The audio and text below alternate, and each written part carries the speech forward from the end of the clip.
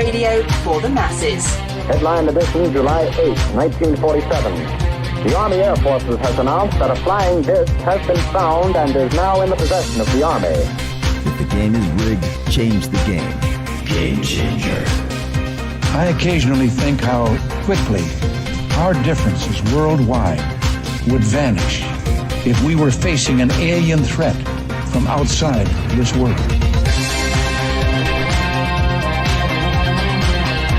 This is Fade to Black with your host, Jimmy Church, on the Game Changer Radio Network and KGRA, the Global Radio Alliance. I need your help to get to the year 1985. You're listening to Fade to Black with Jimmy Church on the Game Changer Network.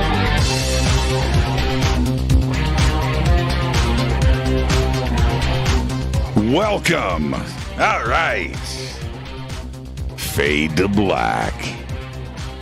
Bespoke radio for the masses. Yeah. How you doing? How you doing? Today's Monday, December 13th, 2021. 347 days into the new year. Only 18 days left.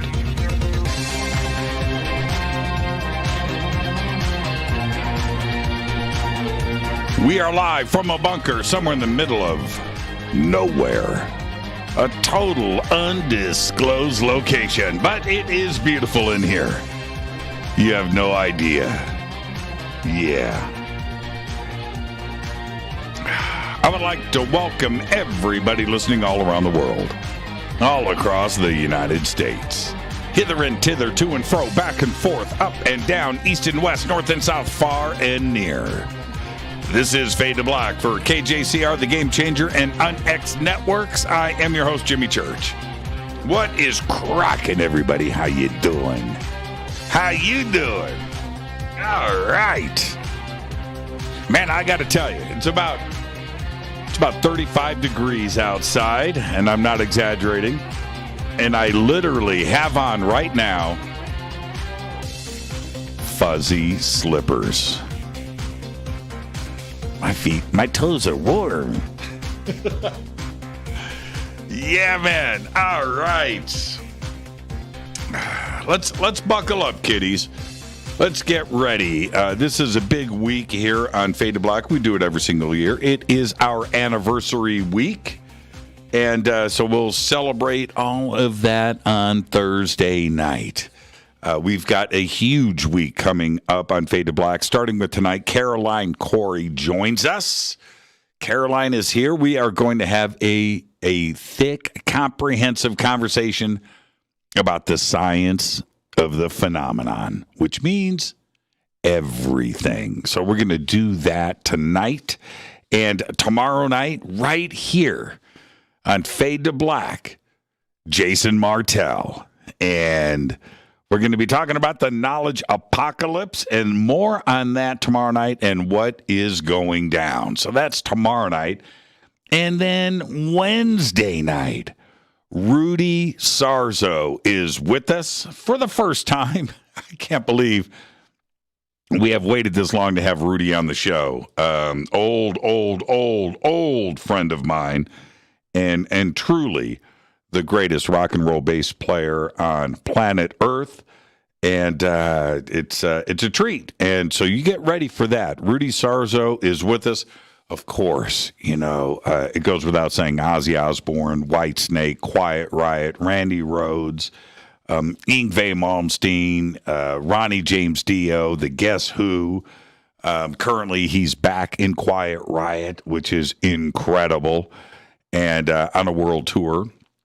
And he's back in LA for the holidays, and he's going to be with us on Wednesday night. And then he turns around right after Christmas, and he's going to be, I think he's in Las Vegas for New Year's Eve with Quiet Riot, back on tour. But he is with. I cannot wait, you know. And talking to Rudy today, it's kind of funny. I don't know if we'll talk about this on Wednesday night. But we've known each other for so long, 25, 30 years, longer than that. And but if we go back and we turn back the clocks to 1995, 26 years ago, and him and I sitting either at my house or me at his house, and we had a studio together, that not in our wildest imaginations back then would we have thought that in 2021 we would both be talk radio hosts, and he would be a guest on my show. That would have been the last thing on our minds. But it's incredible what we all have achieved, and he's going to be with us on Wednesday night. So get ready. And then Thursday night is our anniversary show. It falls on another Fader night, and Chris over in the fan group just said, hey, so are we going to move the AMA to Thursday? Which seems to me like he wants an AMA.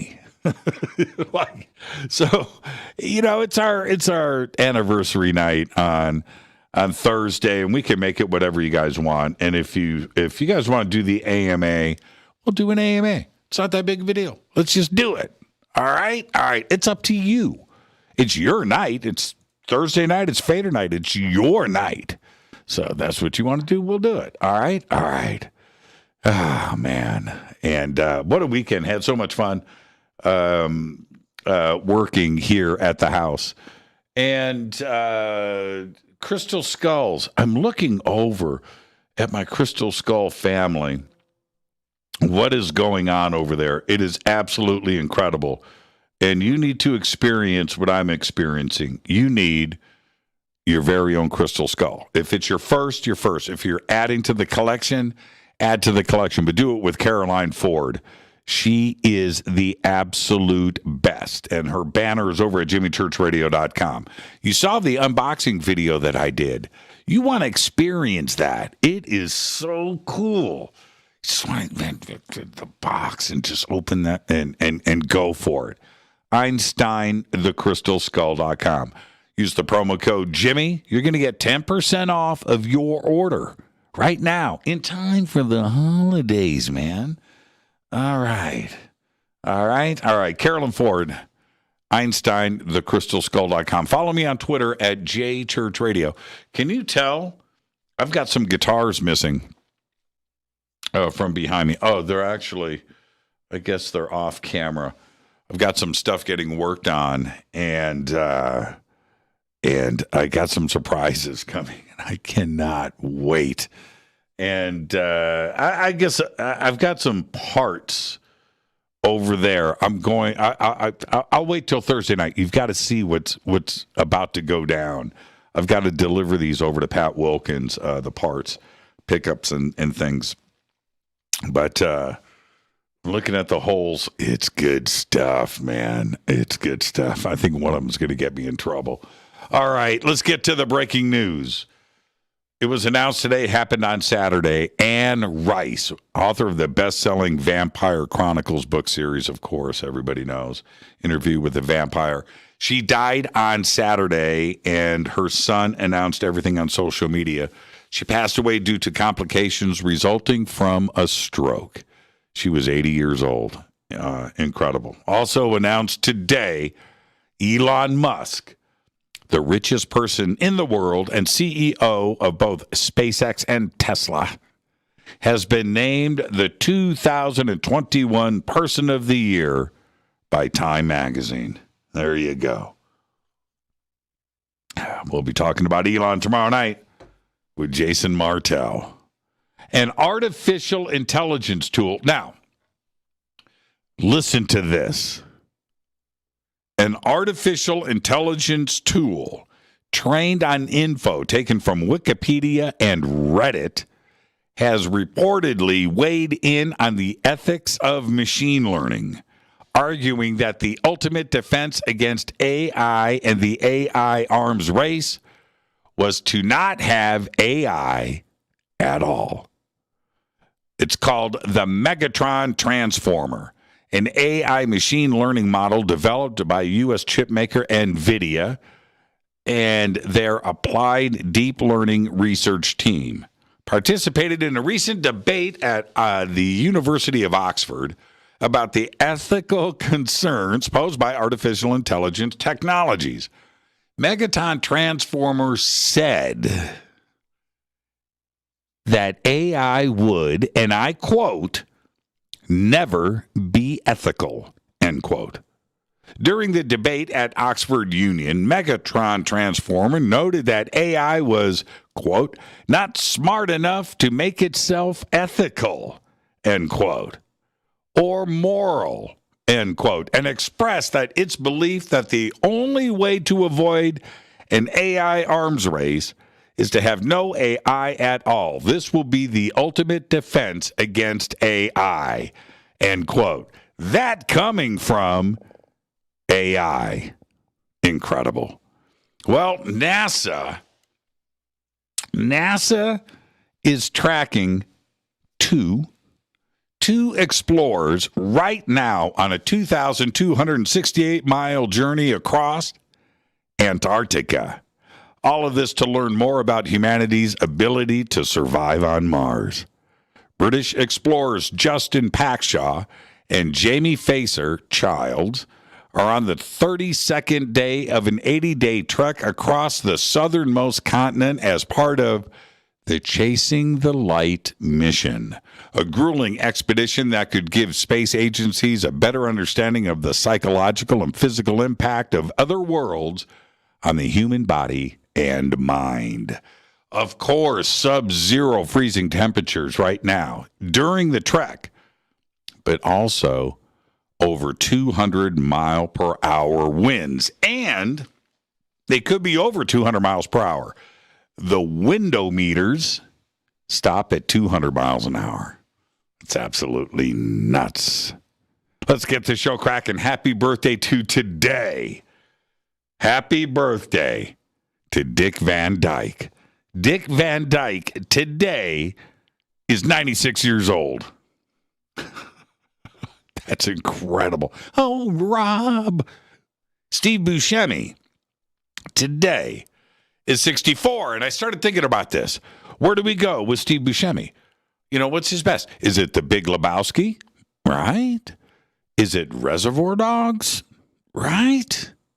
Nope, I'm going Ghost World. That's right. Happy birthday, Buscemi. Taylor Swift is just 32 years old.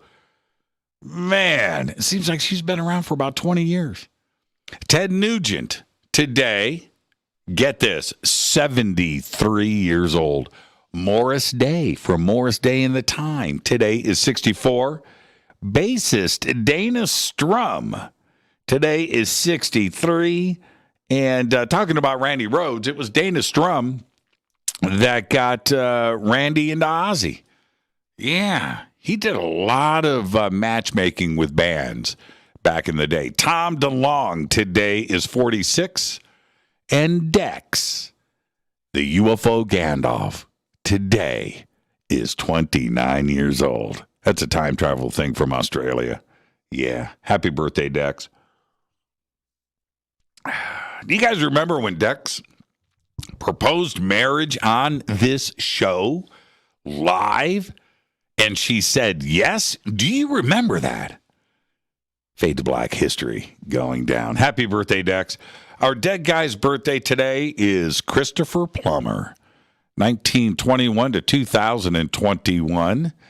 And Christopher was one of the greatest actors in entertainment history. His career spanned 7 decades, gaining recognition for his performances in film, television, and stage. He received many awards, including an Academy Award, 2 Emmy Awards, 2 Tony Awards, a Golden Globe Award, a Screen Actors Guild Award, and a British Academy Film Award. He's one of the few to have received the Triple Crown of Acting and the only Canadian to pull that off. His best? All of them. Christopher died at his home in Weston, Connecticut on February 5th, 2021. On this day in history, 2003, after spending 9 months on the run, former Iraqi dictator Saddam Hussein is captured in a hole in the ground with a spectacular porn collection. Yeah. Here's your fader fact. Okay. Look this up. You're not going to, but this is one of those fader facts where you're going to go, Jimmy, nah. Look it up. Are you ready? Fader fact. The vast majority of push-to-walk buttons at intersections and closed-door buttons in elevators are disabled and only exist to give the illusion of control. In New York City, no walk buttons to cross the street are even connected to the power grid. And that. Oh, now check this out. I'm going to take it one step further. Fader fact. Pressing the closed door button on an elevator will do nothing. It's only there for firefighters and emergency personnel and maintenance workers who can override the delay with a key. And that is your fader fact.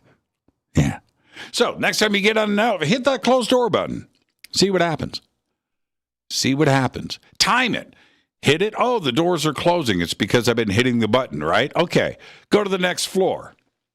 Stay on the elevator. Don't hit the closed door button. And see how long it is.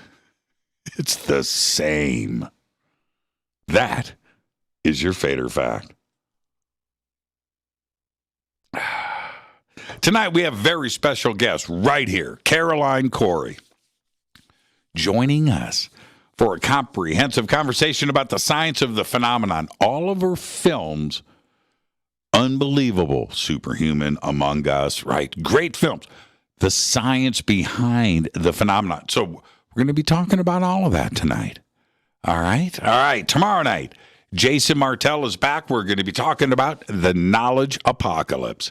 And then Wednesday night, bass player Rudy Sarzo is with us for the first time, and it's about time. Thursday is our 8th anniversary special event. It's Fader Night with all of you and open lines all night long. All right. All right. Now I got to hit this River Moon coffee. I am down to my last 5-pound bag. I'm just letting Jeff, are you listening? I can't run out of my own coffee during the holidays, Juanita. Rivermoonwellness.com. All right. Promo code F2B blend. All right. Man, I got to hit this again. It's cold outside. I got fuzzy slippers on. I'm not kidding, by the way. Fuzzy slippers. My toes are warm. And I was changing shoes. I was like, man, I don't like this feeling. And my feet are cold. And I put on the fuzzy slippers. It's like, happy feet, man. Happy feet. My feet are happy. Happy. How much have you thought about black holes?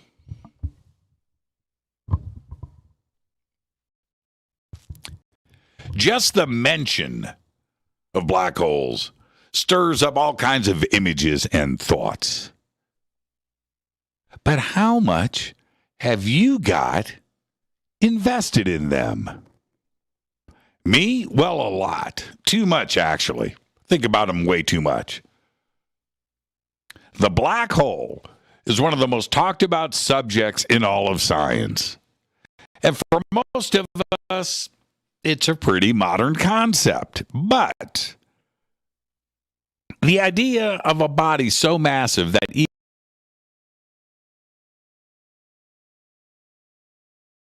in a letter published in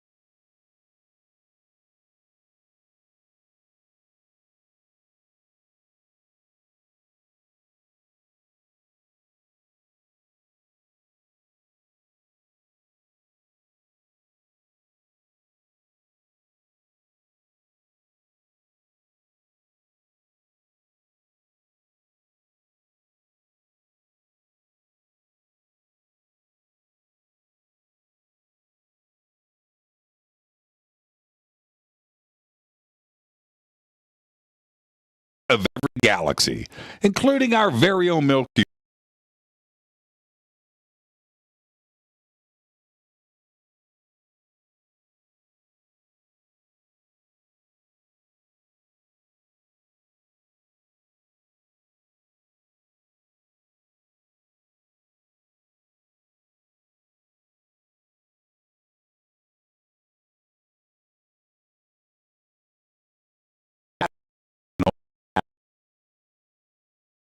Towards the mass of the center of the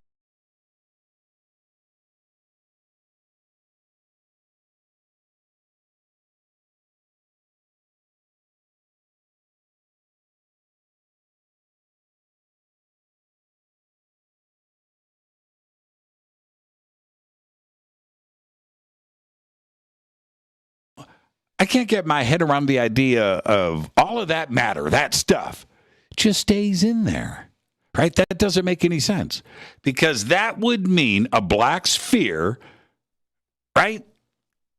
Not a black hole, a black sphere, not a black disk, not something flat. And to be honest, the only thing that makes sense is that, yeah, stuff gets sucked in from the front and gets spaghettified, one long string of particles, but that would mean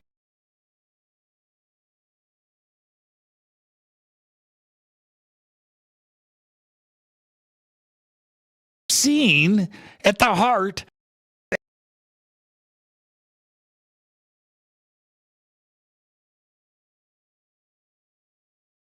And I know I'm not the only one who thinks like this, but all of these thoughts are based. And the first is this.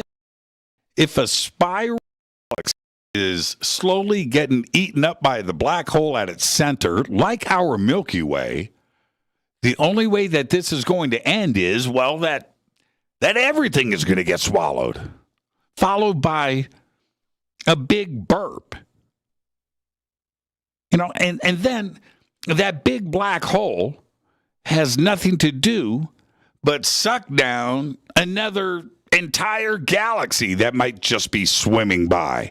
And the next thing you know, the end of everything is the last black hole at the end of the line. And the entire up and spaghettified.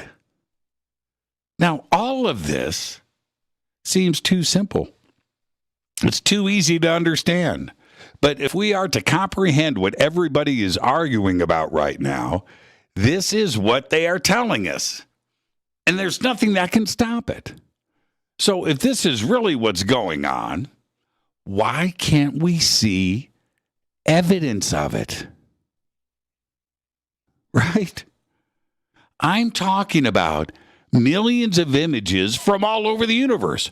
Where are they?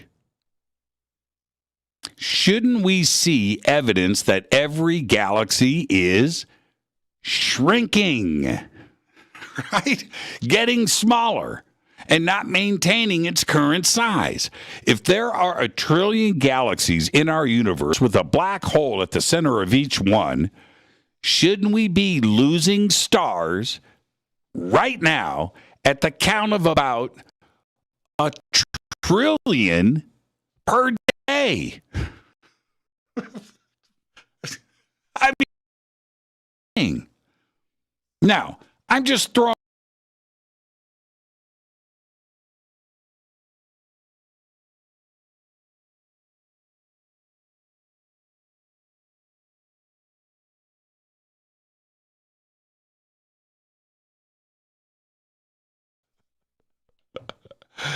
It's our anniversary week.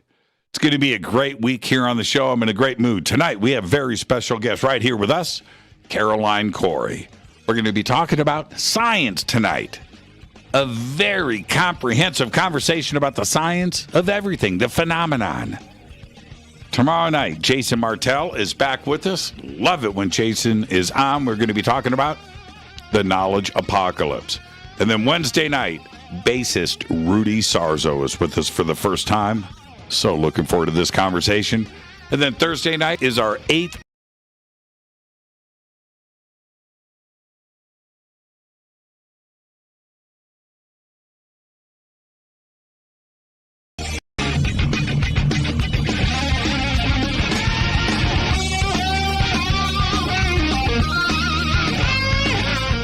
This is Nicole Church, daughter of you-know-who, and you're listening to Fade to Black on JimmyChurchRadio.com and the Game Changer Network. You're listening to Jimmy Church and Fade to Black on the app.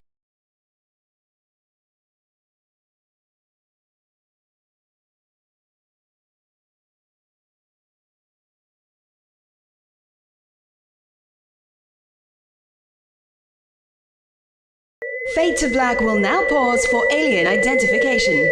The station that talks the net. Introducing the Game Changer blend from Rivermoon Coffee that delivers a customized blend made specifically for the Fadernauts. If the game is rigged, change the game. It's a bolder cup with some bite. Game Changer is the coffee of choice for those that prefer an organic dark roast that is slightly lighter and milder. Oh, Doc. With wild notes of pecans and chocolate with a rich, balanced, full-bodied cup that is roasted to perfection for a great coffee to start your day, as an after-dinner coffee or anywhere in between. Artisan, small batch roasted to perfection. USDA certified organic, all Rivermoon coffee is freshly roasted and packaged in the USA. Just go to rivermooncoffee.com or click on the banners over on our site and use the promo code F2B Blend for 15% off of your order today. rivermooncoffee.com. This is the only way forward. This is Fade to Black. Make contact. This is Jimmy Church of Fade to Black, and you can get our podcast for just $2 per month. All you have to do is click on the podcast banner over at jimmychurchradio.com. Hi, folks. It's troubling times, and fear is pushing emotions, which in turn pushes health the wrong direction. Do you ever get an ache because life is uneasy? Try Life Change Tea at getthetea.com. Life Change Tea works on your digestive tract, helping to move food through quicker and comfortably so your health is spot on. Life Change Tea may not help with world issues, but it will help with your digestive issues. A glass a day helps keep the intruders away. So, change your life today. Log on to getthetea.com. That's getthetea.com. If your health game is off, get on by ordering Life Change Tea. Getthetea.com. And while you're on our site, look around at the great non-GMO organic supplements. And if you're a sales shopper, go to our specials page and see what's for you. I've been drinking the tea for 12 years and I'm sure glad for its health benefit. Thetea.com. Getthetea.com. The tea that makes you go.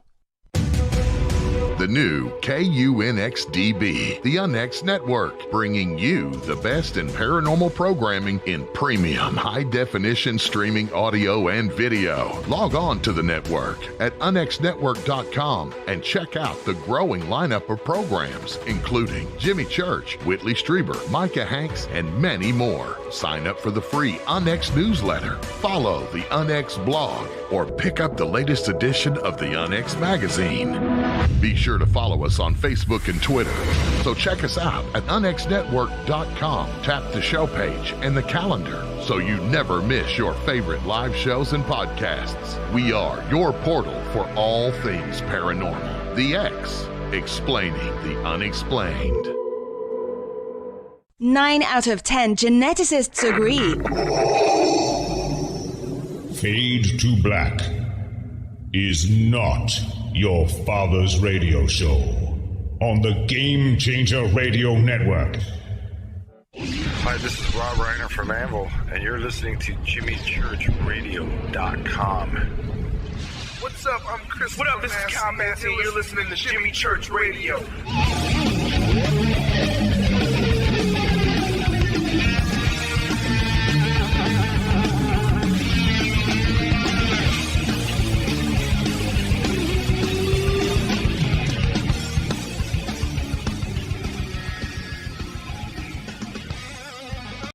Welcome back, Fade to Black. I am your host, Jimmy Church. Great week we have here on Fade to Black. It is our anniversary week. Tonight, Caroline Cory is with us. Tomorrow night, Jason Martell is back. And then Wednesday night, bassist Rudy Sarzo, Ozzy Osbourne, White Snake, Quiet Riot, all of that stuff. He's going to be here with us for the first time. We're going to talk bass, music, and physics with Rudy. That's right. And then Thursday night is our 8th anniversary special event, Fader Night. So it's going to be open lines with all of you guys on Fader Night. Maybe we'll do a little AMA, and you can ask me anything. But I'm going to take your calls. It's a big night. It's a big week. And tonight it's all about Caroline. She is here. We're going to discuss the science of the phenomenon, which means like everything, and how she applies science to all of her films that are exploring everything from humans to the universe, right? I mean, we are doing the phenomenon tonight. Caroline is a filmmaker. She's a futurist. She's an international speaker and the visionary author of the best-selling books on consciousness and quantum healing. As a child and throughout her life, she has had numerous otherworldly encounters, which has led her to become deeply connected to spirituality, the consciousness, and the mechanics of the universe. In 2010, she founded Omnium Media and also written, directed, and produced short and feature animated films and completed several feature and TV pilot screenplays. Now, all of her movies and the links are down below and throughout social media and over on her website. And of course, she has appeared on Ancient Aliens. I would like to welcome back to Fade to Black, the one and only Caroline Cory.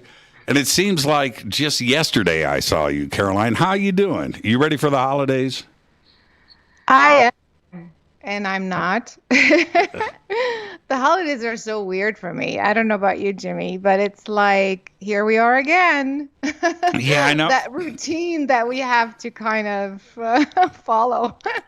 You know, with the holidays, I was talking to a friend of ours today, and one of the things that comes with the holidays is family drama and friends drama. It's like really weird. Like between Thanksgiving and New Year's, it's just like everything bubbles to the surface, and I just don't get it. And I look at it like it's just a holiday tradition.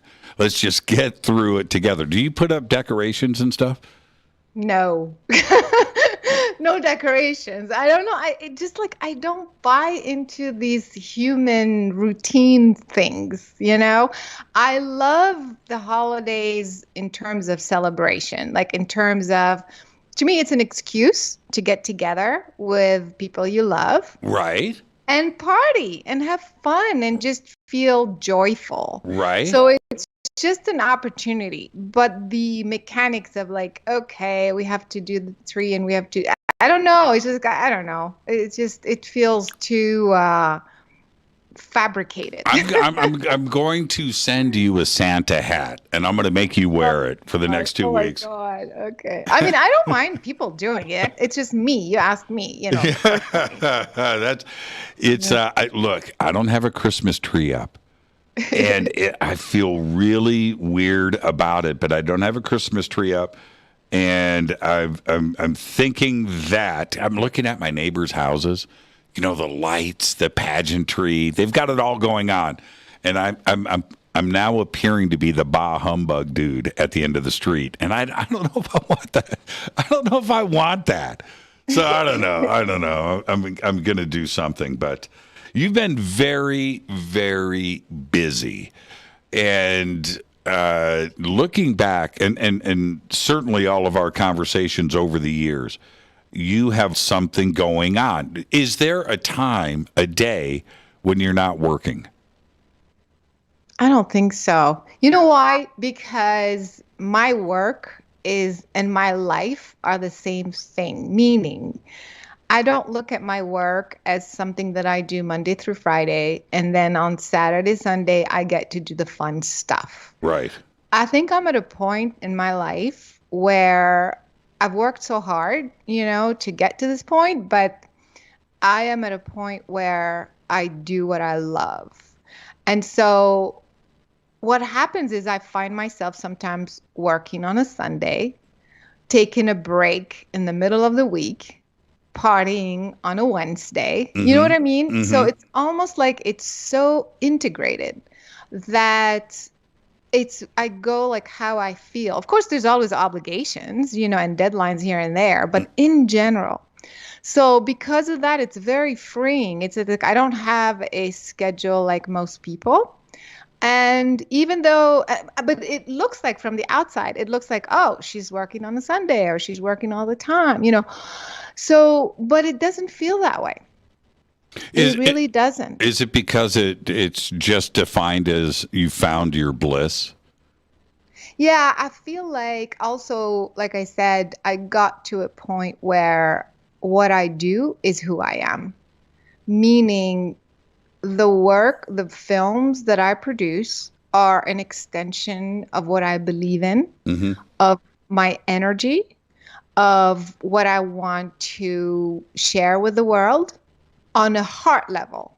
Even though I think, okay, well, this subject could help this way intellectually, you know what I mean? Like, even though there's that mental aspect, but from a heart, spirit, energetic level, it's all part of my work. So when I'm doing a presentation at a conference or, producing a film or something like that, it's always me expressing my true heart through these different media. I wanted to, there were some pictures that were posted of us over the weekend. And so I will say this to the audience, and I want you guys to understand where we're coming from on this.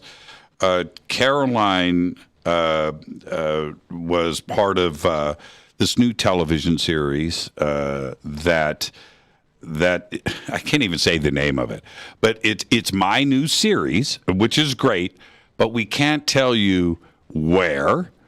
We can't say what, and we can't say the who. We can't do any of that. But I will say this, and I love the mystery of it too, Caroline.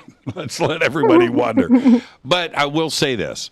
You and I, with a full production, right? That just say yes. That was impressive. Was that friggin' impressive? Now, like what, 10 cameras or something? Yeah, exactly. And for you, as a filmmaker, to see that it's something that's being taken very, very serious, and I'm excited about that. But I want to say this to everybody: there was a point where Caroline and I, with the cameras rolling, did not stop for almost an hour and a half. That's a pretty incredible conversation. And did you enjoy that freedom of just being able to go boom? When we got to the end of that take, I just stopped and thought, that's a good conversation when you don't even realize that an hour and a half went by.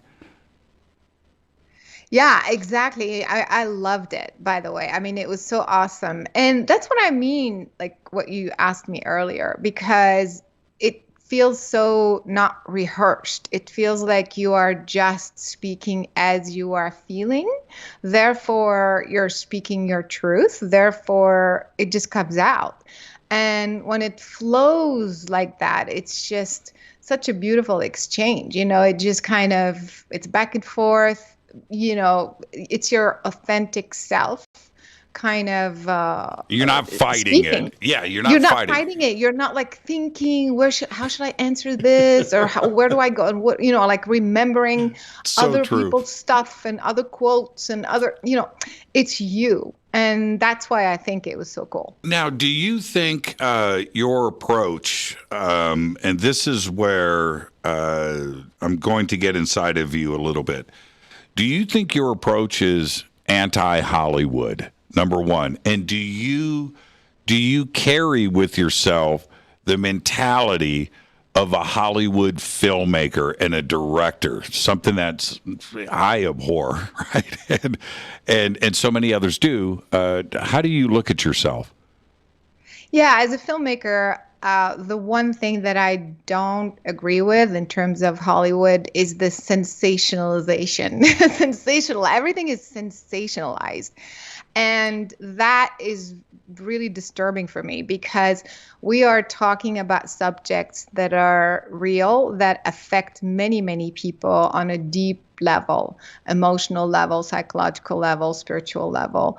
And so we're talking about consciousness, we're talking about healing, we're talking about UFOs, we're talking about experiences that are labeled as paranormal or what have you. And there are so many answers that we need to have, like we need to be looking and broadcasting this information in its purest form. Now, at the same time, we want to be entertaining, but when it starts to be sensationalized, it almost takes away from the truth of it, and so that's one thing that really bothers me in the whole Hollywood thing. So at the same time, the positive things about the Hollywood thing and what I do enjoy is high quality filmmaking. I mean, I take it seriously. I like to film the right way with the proper equipment, as much as possible. Everything costs money. But that part of the art, the artistic aspect of it, I think it's Hollywood is the top, it's like top quality, in the world in terms of the art of filmmaking. And now you also have to kind of balance. You still have to play Hollywood. You got to play by the rules to some degree. But today, there are a lot of great filmmakers out there, and the cost of doing it is coming down. And I really dig these younger filmmakers that have figured it out. But what that has done is it's elevated the world's expectations, right? Because there's so much good work out there. Does that keep you challenged that you've got to keep up with the kids? Yeah, I mean, I'm always looking for what's the latest in technology and production and things like that. But, it's interesting. But this last film that I just finished, in fact, I'm in just the last phase of post-production right now. I worked with a different crew, younger crew, and it was so cool. I mean, we had top-notch equipment. The whole approach was very, very interesting and beautiful. So I don't feel like challenged or anything. Quite the opposite. I really, really enjoy the younger, fresh look. And in fact, my new movie looks, to me anyway, and to some people who have seen, the screeners and stuff, it's very, very fresh. It's very cinematic, very beautifully shot with cool things. So no, I love that. Yeah, which is exactly my point. It's I've seen little clips. I'm not going to give away anything. But I look at that, and as you know, I'm from Hollywood, and I appreciate, it's one thing to have the message, it's one thing to have the dialogue, it's one thing to make sure all of that is there, but if you can have eye candy and the cinematic value to go along with it, we all win. And you always seem to pull that off. Yeah, exactly. To me, that is very important, actually, in a production. So if I don't have the budget, to do something at that level of production value, I'll wait, to get the funding to do it right. It's important to me because, again, it's the art of filmmaking. Otherwise, let's just all use our iPhones and, there's nothing wrong with that. I'm just saying these are my choices. I am making a film after all. And so why not try to learn how to use, lighting in the best way possible, the best cameras, the best angles, the best, because all of these details add to the story. I mean, that's how you tell the story, you tell the story by using all these different techniques and things. So that's why it's an important aspect for me, not just the content. Now, when did the science part, I remember asking you about this many years ago when I said you're almost a physicist, right? The way that you approach this with the scientific side, when did you decide to make that change and really push for the science of the phenomenon? I think I've always had that curiosity because I think I mentioned to you many times that story when I was 5 years old. I had that experience. You know, I came across beings. We started talking telepathically, and I had this whole crazy supernatural experience. And since that time, the question was, how did this happen? How? Tell me the mechanics of what just happened. So it wasn't just that it did happen, it was the how. And so as soon as you start asking the how, is this possible? You're asking for the mechanics, for the science behind whatever event that that you're discussing. And so at a very young age, I've always been interested in the mechanics of things, of life. And so, in fact, I was going to go first into biology because I wanted to know how the body worked. Then I thought, no, I'm more interested in the psyche. So, of course, I went into psychology to know how the mind works. So I've always had that in me. And but of course, academically, whatever you learn, it's very limited. I was understanding things. I was tapping into things, downloading things way more, much in a much bigger way than what I was learning at school. And so I realized that because of that, I have to keep asking the bigger questions. And that's how I got into the science of consciousness and, doing all these experiments with the different scientists and working with so many people doing healing methods or, out of body experiences and this sort of, and remote viewing and those types of experiments with hundreds of people and with the scientists. After a while, you see a trend. You start to see validation. You start to see, wait, there is something there. There is a mechanism. And so because it was being validated over and over, I thought it is time to bring the science to the mainstream, addressing those, what we call paranormal experiences from that scientific perspective. So about 10 years ago, I started working seriously with some scientists. I was doing the experiments myself. I was measuring, my mind projecting, affecting a computer, affecting an electrical device and doing all sorts of stuff. And we were measuring and having crazy results. And I realized that's the way to go because talk is one thing. Everybody, has been talking, and it has been very helpful, but not enough people have been showing and demonstrating, especially live on camera, how it's possible for your mind to affect a physical object. And so that's kind of how I decided to start making movies using science as the base of the experience. Let's stay on consciousness for a second. Most physicists, and when I say most, we're going at the 99.9 percentile. There's a few out there with a little bit more of an open mind.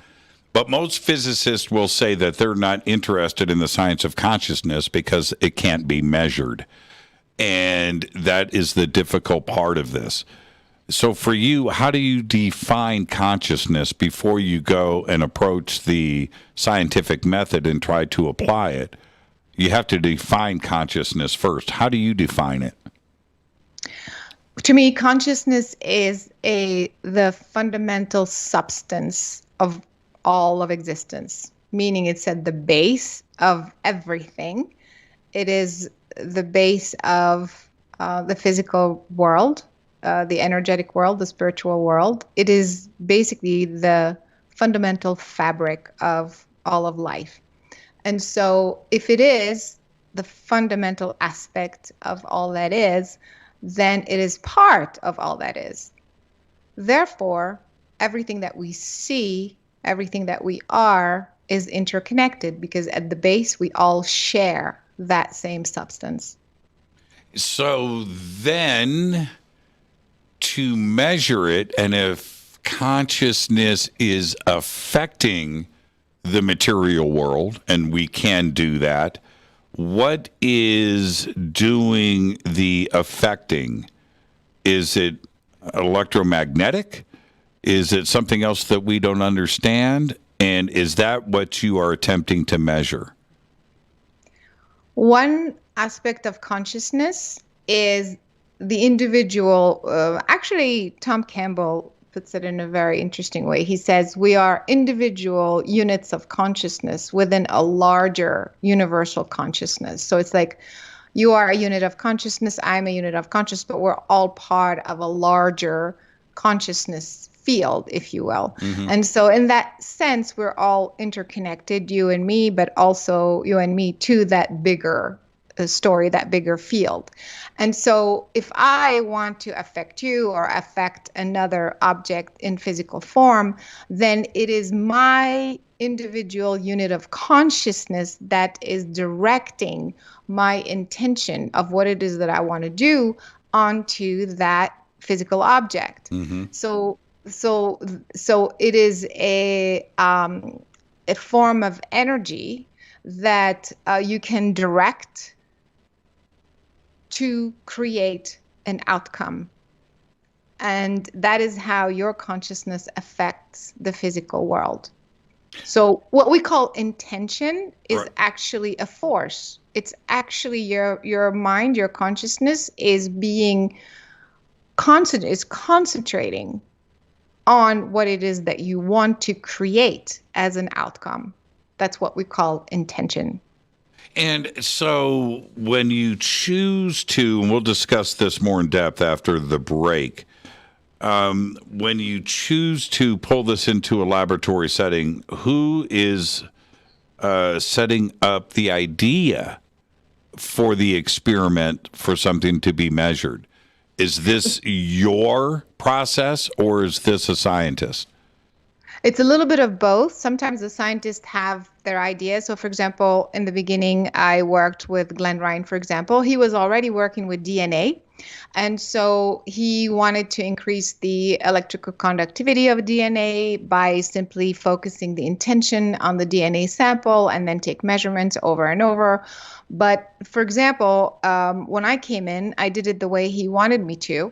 But then I said, have you ever done it long distance? And he said, no. So I said, well, I'd like to try it long distance. So it's kind of a collaborative effort, so because I do a lot of things long distance, and also to prove exactly what you just said.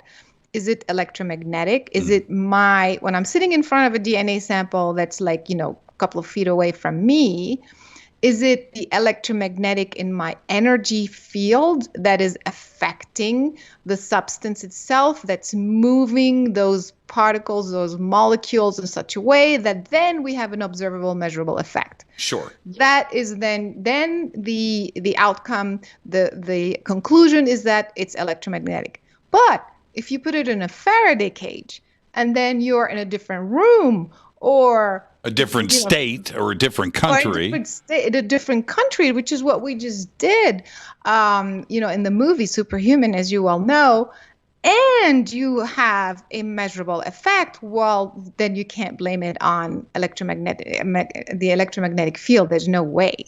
You have to come up with a different explanation. And the electromagnetic field is fantastical enough, right? That's great, right? Yeah, exactly. I mean, right there, that's amazing to achieve that result. But then, again, but then that's not the the final conclusion, because if you can do the same thing across from a different state in a Faraday cage, then that's not the only possible. No, then it's not EM. And now I've only got 30 seconds before the break. So when you put kilometers, you put miles, you put distance between you and a Faraday cage that has a DNA sample inside of it, what is the conclusion that you come to then? Yeah, exactly. This is where we have the discussions with the scientists, then it has to be that common substance that is shared by all that is, which is consciousness. But then we hit that wall. How do you define consciousness, and what is consciousness? So what's happening is that we are measuring the effects of consciousness, but we're not defining necessarily what consciousness is. We're not measuring consciousness. We're measuring the effects of it, therefore coming to the conclusion that consciousness exists. Yeah, Einstein would have definitely said, that's really spooky action at a distance. Let's take our break right here. Our guest tonight, the one and only Caroline Cory. I am your host, Jimmy Church. This is our anniversary week here on Fade to Black. Tonight, it's Caroline. Tomorrow night, Jason Martell. Wednesday night, Rudy Sarzo. And then Thursday, of course, is anniversary night with all of you Fadernauts. I'll be right back. It's Fade to Black on the Game Changer and UnX Networks. I'm your host, Jimmy Church. Stay with us.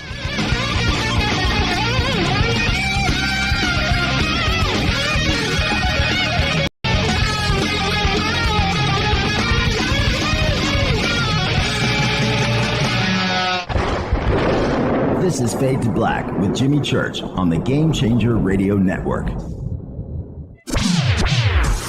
Your 1 million gigawatt paranormal powerhouse, KUNX-DB, VX. This is Billy Carson with ForbiddenKnowledge.tv. Forbidden Knowledge TV has just reached its 1-year anniversary. That's right, 1 year. And as a show of appreciation, we are giving all new subscribers a free 30-day trial of ForbiddenKnowledge.tv. That's 30 days to binge watch thousands of movies, documentaries, conferences, workshops, lectures, yoga classes, meditation courses, and so much more. So log on to ForbiddenKnowledge.tv from your computer or mobile device, or get the Forbidden Knowledge TV app on Apple TV, Roku, Amazon, iTunes, or Google Play today, and use coupon code 30daysfree. That's coupon code 30 days free on ForbiddenKnowledge.tv today. Because you never got that pony you always wanted. Damn it. Jimmy Church and Fade to Black on the Game Changer Network. Listen, I know, and you know, that you've always wanted your first crystal skull. Or maybe you're a collector just like me, but you just don't know where to go to find the real thing. Then I met Carolyn Ford over at EinsteinTheCrystalSkull.com. Carolyn is the guardian of Einstein, one of the most respected ancient crystal skulls in the world. All of her unique skulls have been imprinted sitting with Einstein in his sacred lodge and are carved from the finest gemstone and materials. Imprinting is the process of receiving the ancient wisdom from the master skull or master computer, Einstein, the ancient crystal skull. To see Carolyn's current collection of crystal skulls, just visit her store at EinsteinTheCrystalSkull.com or click on the banner over on our site. Don't forget to use the promo code Jimmy at checkout to receive 10% off of your order today. That's promo code Jimmy. Finding your first or next crystal skull is easy. Just visit EinsteinTheCrystalSkull.com. When you take the beans from Central America with dashes of Indonesian and African mixed in and then roast it to the dark side of Fade to Black, you create the ultimate brew of fringe. Introducing the Fade to Black blend from Rivermoon Coffee. Yes, Rivermoon's darkest customized roast was created for the love of Fade to Black. The alchemy of masterful roasting and smoking the beans is in every sip of this full-bodied, dark Java. I need my coffee dark, deep, with distinct bittersweet chocolate highlights, just like the bunker. Leaning further into the darkness of the roast is Fade to Black blend from Rivermoon Coffee. Just click on the banner at jimmychurchradio.com and use the promo code F2B Blend for 15% off of your order today. Hello, I'm Katie, and you're listening to my main man, Jimmy Church, on jimmychurchradio.com. Hi, this is Ray Hobbs here, repping the planet, and you're listening to my good friend, Jimmy Church, Fade to Black. This is Toby Kebbell. You're listening to JimmyChurchRadio.com. Don't hurt me, Jimmy. I'm only little. Hey, I'm Adrian Grenier, and this is Ari Gold. We're the Honey Brothers. We're both the Honey Brothers. Hey, I'm Adrian Grenier, and I'm Ari Gold. We're the Honey Brothers, and you're listening to Jimmy Church. The Revolution. This is Jimmy Church of Fade to Black, and you can become an official Fadernaut by just going to our membership section at jimmychurchradio.com. Hello, this is Serena Wright Taylor from Conscious Life Expo, and you're listening to Fade to Black with Jimmy Church, who holds the Lucky Pony record for the best astrological chart since 1963. True story. This is Micah Hanks of the Gralien Report, and you're listening to Jimmy Church on Fade to Black.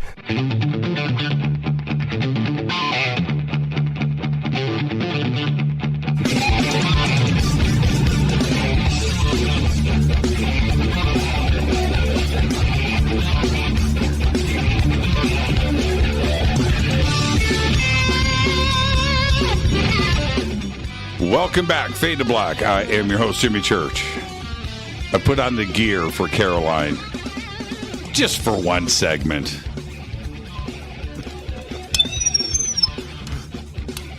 All right, it's gone. It's gone. I can't. I won't be able to hear correctly. I'll figure out how to gear up for Thursday night. We'll get that going. Caroline, welcome. And here's the deal. The science behind a child reading a book with a blindfold on, or a remote viewing experiment, or moving something, telekinesis, and these aspects are the science experiments showing you that everything is connected, right? That you are just, and we'll get into UAPs here in a moment too as well. Is all of this proving that everything is connected? Absolutely. If it wasn't connected, how would you be able to see through a wall? Right. It's like, right. Yes. There's got to be a way. There's got to be some sort of connection. You don't see the connection. You may not understand the connection. You may not agree there's a connection, but there has to be a form of connection between you and whatever is on the other side of the wall for you to see it. Now, therefore, I love saying therefore with stuff like this, because therefore, E.T. must have this all figured out. They're way in front of us. We're playing catch up, right? For sure. It has to be a phenomenon that is, how shall I say, that is obvious for any advanced civilization, really, because we are having these experiences. We're having evidence that this is the case. We just don't know how we're doing it. We don't know how you can see through a wall. You just know that you just did, and you could do it over and over. So that's kind of the thing. This is where we're at with all the experiences that I've done with the different scientists. What happens is that we are all in agreement that there is a science there in the sense that you can do an experiment and do it under scientific conditions, meaning do the control and do the time, baseline and repeatable over and over, and have measurable effects every single time. So there is something there. However, what they don't know is that still is how it was done. And the reason being that every day you do it, it works, but it works differently. How so? Well, it works differently. For example, yes, I can move an object today by looking at it and make the piece of paper, rotate, let's say, 45 degrees to the right. Tomorrow, I'm going to make it move 10 degrees to the left. The next day, I'm going to make it move 5 degrees to the right. You see what I'm saying? So you are having measurable effects, but every day it's very different. It's a different intensity. It's a different degree. It's not that every single day I can move it 10 degrees to the right. Do you see what I mean? I do. And so that's already one thing. The second thing is I'm going to do it using my own methodology. You're going to do it using your methodology. So when we're talking about how did we just do that, I'm going to say, oh, well, I visualized, the air molecules heating up, in that direction, and then it moved in that direction. You're going to say, I didn't visualize the air molecules. I just imagined it, moving from this position to that position, to this end position. And somebody else is going to say, no. I pretend that my body was projecting heat, and the heat is the one that moved the object. You see what I'm saying? So then how do you come to a scientific conclusion that says, if you want to move a physical object with your mind, this is how you do it. It's only one method, one mechanism. So that's the problem, is that the mechanism is not uniform. It's not objective. It works, but it doesn't work the same way every single time. Do you think that, certainly through your work and your efforts, if you are doing this and you are scientifically applying method, then is our government doing the same thing? Do they understand what consciousness is doing and the applications of it? You certainly can't be the only one, right? What does our government know? Oh, 100%. I mean, we know very well that they're doing these experiments with remote viewing in the Stargate program. We know very well that they were doing even experiments with telekinesis and moving objects and levitation and things like that. I mean, we know people in the government who are running the show, Right. So you've interviewed some of them. So, I have. So we know that for a fact. I know for a fact that the Chinese are still doing that. I mean, even the CIA and other, official documents were released where they were studying children who had those kind of capabilities and training them. So of course they are looking into these things, for the purpose of weaponizing or whatever. We don't know, but I mean, probably. Right. Now here's another direct question. I was so fascinated when I see children blindfolded reading cards, rapid,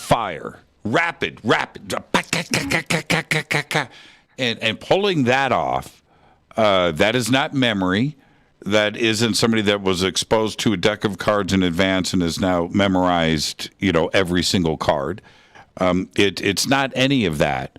But there is something going on there that is beyond our comprehension. It's right there and evident. What do you think is allowing this to happen? Well, first of all, children are much, much, much easier to teach this sort of stuff. It's fascinating. Like, we did those classes online even. You're supposed to be doing these classes in person, and we had never tried it online, but we decided because of the whole pandemic thing, So we had kids last year, and we started teaching them this online. And from the first day, you would hold up a card or a color card or something, and you would say, okay, what am I holding with my hand? And they would just tell you. They would just it would just come out. And of course, people would say, well, how do you know they're not cheating? And I mean, come on, we're doing this the scientific way. So we're checking everything. The masks don't have holes in them. The parents are there. I mean, we want people to at least, cut some flags and just kind of let us, give us the benefit of the doubt that we do check all of these possibilities before we start the class to make sure it is done properly. And so the kids, you just tell them to do this and they just do it. The adults would be like, wait, I'm blindfolded. How am I supposed to? And so it goes to their head. They start questioning everything. It takes forever to teach an adult. whereas the kid, it just happens. So there's something about, other than maybe how the brain is evolving from a young age to an adult age, but there's definitely the attitude, the belief system, the fact that kids don't overthink things is a huge deal. I mean, it has a lot to do with that as well. I have, as you know, I have one of the blindfolds, one of the masks, and I put it on, and I was thinking like what you were just saying. There's got to be a way to see through this, right? And there's not. There's not. There it is. It's thick plastic over the foam, thick, and I, as an adult, I'm overthinking all of this. Now, how ultimately is it that the mind is able to see out in front of the mask, right? It's able to see outside of the physical use of your eyeballs, and you are now able to project, and I don't get that part. I don't. I have a hard time wrapping my mind around it. What is going on? Well, you have to change your perspective and not think that you're seeing through your eyes. You're seeing through your brain. It's your brain that is sending this signal. So every time you think your eyes are supposed to be seeing something, you're not going to go anywhere because your eyes are completely blocked. There's no light coming in. And so when you start to think that it's your brain that is the computer that allows sight, then you go back to the computer and you basically reprogram it. You say, let me bypass my physical eyes and receive the information directly into my brain. So that's the first, shift in perception that needs a perspective that needs to happen. The second thing is different people teach it different ways. The way I teach it is we really look at your state of consciousness at the time, if you're focused, if you're tired. So it's sort of meditation focusing technique is very important to start with. And then it is the belief system. So I do a lot of clearing before we even begin. You feel certain things. Okay, the belief system. Can I do this? How come the kids could do this? How come the person next to me did it and I still can't see the color? All of these blocks starts to come up. You'll be surprised the type of, feelings and emotions that come up just from this one exercise. So it's very healing, actually. I remember right after I just interrupted you. I apologize, Caroline. I remember after I saw the movie and spoke to you about this, or those scenes in the movie, which absolutely floored me. And you and I talked about this. I couldn't believe it was the first time I had heard of this technique and saw it. But after you and I spoke about it, I cannot express to you how much email I got, how many people came up to me in person saying, anybody can do this. I do it, my friend, and it was extraordinary to me that this has been going on for so long, and everybody says the same thing. Church, you can do it, man. It's fun, it's easy, and it's incredible to do it yourself and see this happen. It was insane. It was insane. Yeah, and people have to remember all of these exercises. It's not so much that for you to kind of have a magic trick. I mean, we have eyes, we can see. So why are we taking the time to learn blindfolded, to see blindfolded? It isn't. That's not what it's about. It's about mastering the functioning of your brain, mastering your human mind. That's what this is about. What you are doing is learning the ability to reprogram what your brain can do. So it's not on automatic. You are telling your brain, I want you to perceive in this way, and it does. Think about that. Because if you're able to make your brain function the way you want to, then you can heal anything. If your stomach is not working, if your blood work is not working, everything, the central nervous system is what controls pretty much everything, your brain. And so do you see what I mean? So then the implication and the applications are tremendous. Now, okay, go ahead. So that's what the work is about, is what I'm trying to say. So the technique of with the tagline, anybody can do it, right? So the technique of the blindfold and reading Moby Dick or War and Peace is the same phenomenon as remote viewing. I don't think that there's a separation between the two at all. It's one and the same thing. Yeah, it's actually different for me. It's slightly different. It's a belief system, because different people have different techniques. So some people think that you're basically seeing beyond the mask, therefore it's a form of remote viewing, and I get that, but. Right. It's really different, maybe because I do remote viewing slightly differently. I tell my brain to do different things when I want a remote view versus if I want to see through the blindfold. So that's why I see it as slightly different. But again, it doesn't matter, like we were saying earlier. I'm going to achieve this the way that I understand things, and I'm used to commanding my brain to do certain things, and you're going to do it slightly differently. In the same way as when I'm teaching, for example, receiving guidance or discerning certain, energies and things like that. Most people are very good at sensing, but some people see things better, like have those visual representation. Others hear, although hearing is much difficult. But some people see numbers, some people see symbols. So different people have different ways that is easier for them.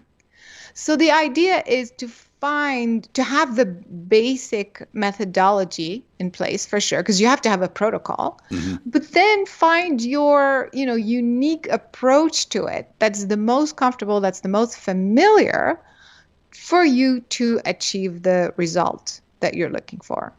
Now, if all of this is connected, when I go out with a group of people and we're all there, I'm talking about mentally, right? Emotionally, we're all there, and something appears in the sky for us at that moment. Again, is everything connected? Is that the same level of consciousness that ET is on, and they recognize that we're 50 friends, on the ground wanting to say hello? Is it the same thing? Yeah, you're talking about two different things. Two things at the same time. One, the power of the group, when the group is very coherent, focusing on the same intention. Right. But also you're talking about the communication, the connection between you and a non-human entity, whether it's a UFO or something. So, but regardless, just to kind of answer the second question. So, for example, one time I was sitting, at my house, on the outside my house, and all of a sudden I see these 3 lights. And they were bouncing off of each other. They were like, boom, like bouncing into each other and separating, over and over and over. And of course, the first thing I was like, oh, are these searchlights? What is that? What is that? I didn't go right away into oh, it's I kind of wanted to okay, let me just make sure, discern properly. So anyway, so these lights were bouncing off of each other, and all of a sudden they started to split from 3 to 4. I was like, okay, guys, what's going on here?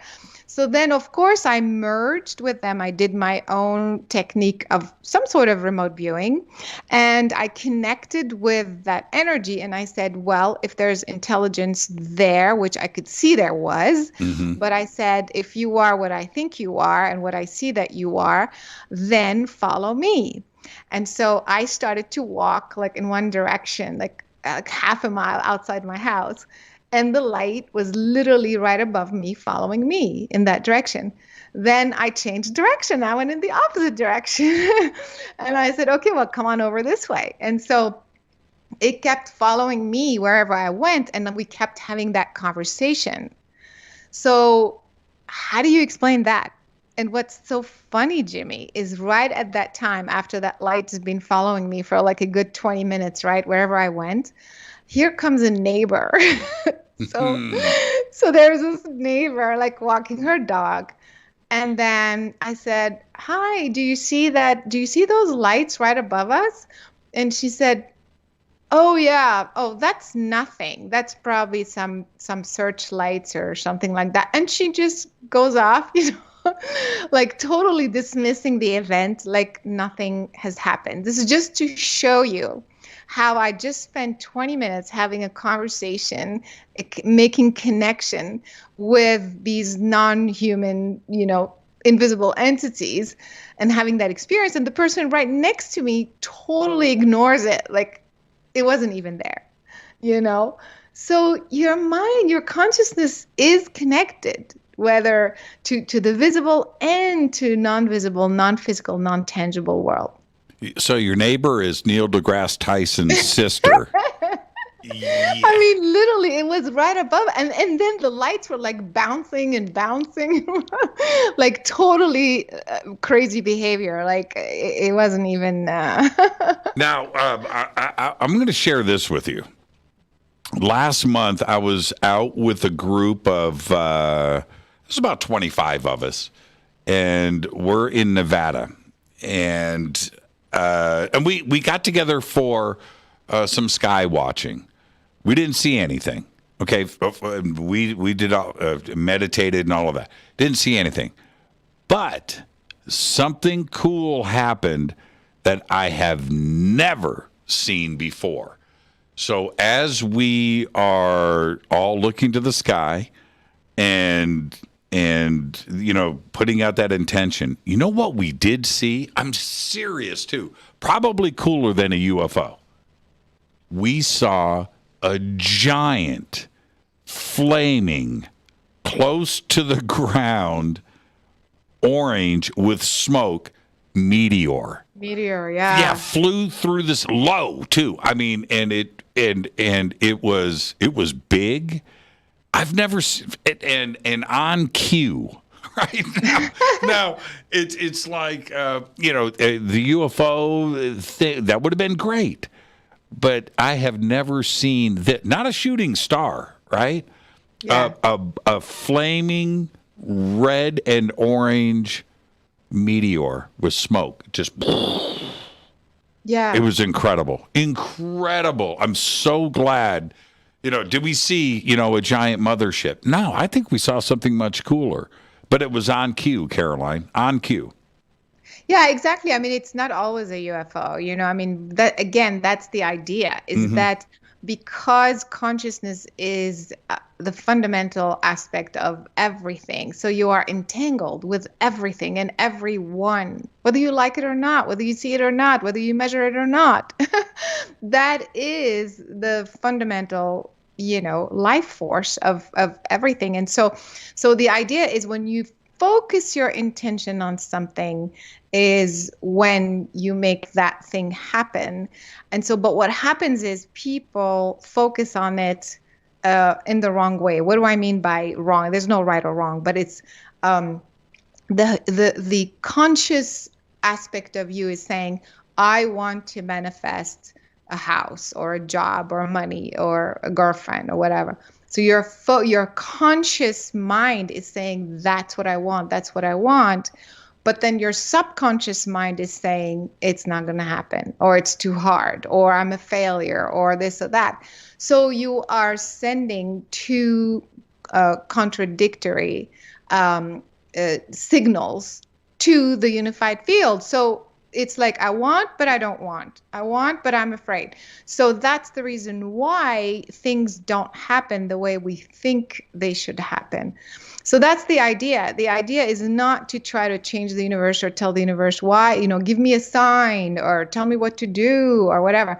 It's more looking back into your subconscious. Are you really sending out the intention at 100%? Meaning, there is no other conflicting subconscious belief system that you're sending out to the universe. So people say, well, how am I supposed to know what my subconscious does? That's the work that I've been doing. Many people are doing. You can sense these things. You can, as you are speaking from the heart, when you say, I want to manifest this job or whatever, I want to manifest this relationship, and you really, really speak it from the heart, you're going to feel if you truly believe what you just said or not. Let's take our break right here, because we are definitely 100% picking this conversation up where we're leaving off when we come back. Our guest tonight, Caroline Cory. I'm your host, Jimmy Church. This is Fade to Black. Stay with us. We'll be right back.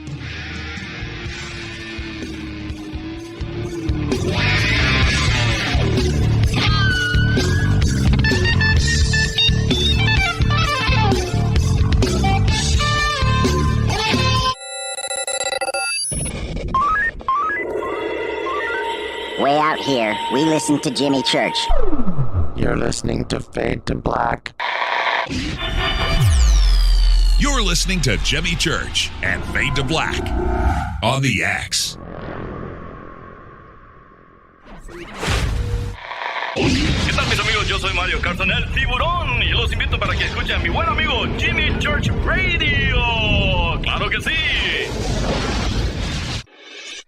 This is Jimmy Church, and I personally invite you to the 2022 Conscious Life Expo this February 4th through the 7th, live at the LAX Hilton in Los Angeles, California. This year, we have the most exciting speakers, including Whitley Strieber, Adam Apollo, Billy Carson, Daryl Anka and Bashar, William Henry, Caroline Cory, Susan Slaughter, Daniel Brinkley, JJ and Desiree Hertog, Sarah Breskman-Cosme, George Norrie, Gail Thackeray, and many, many more. I will be hosting all weekend long, including the keynote Ancient Secrets panel on Friday night, 5 vendor and exhibit halls, 3 floors of speakers, panels, and celebration. This is the biggest event of the year, and early bird passes are available now. Just go to ConsciousLifeExpo.com for the schedule, speakers, and information. That's ConsciousLifeExpo.com.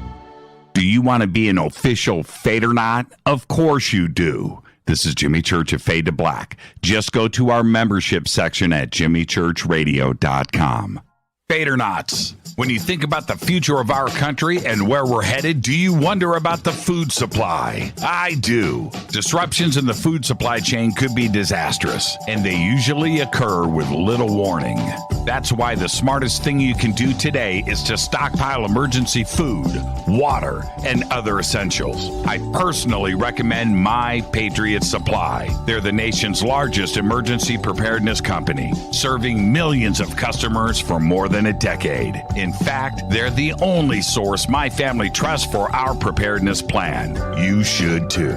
Right now, save 20% off a full 4-week supply of delicious meals that provide 2,000 calories a day. Saving 20% helps too, doesn't it? Especially now. So go to preparewithjimmy.com and get ready. That's preparewithjimmy.com. There's no time to lose. Do it now. So, you love talk radio? Then you'll love TalkStreamLive.com. TalkStream Live is always on, 24/7 with the best streaming talk shows. Find your favorite talkers and discover some new ones. It's free, readily available online or on mobile with any smartphone or tablet. Finding your favorite talk shows all in one place has gotten a whole lot easier. Just go to TalkStreamLive.com. Be sure to download the free apps from Google Play or the iTunes App Store. You listen to us, and we listen to you. And so does the CIA. KGRARadio.com.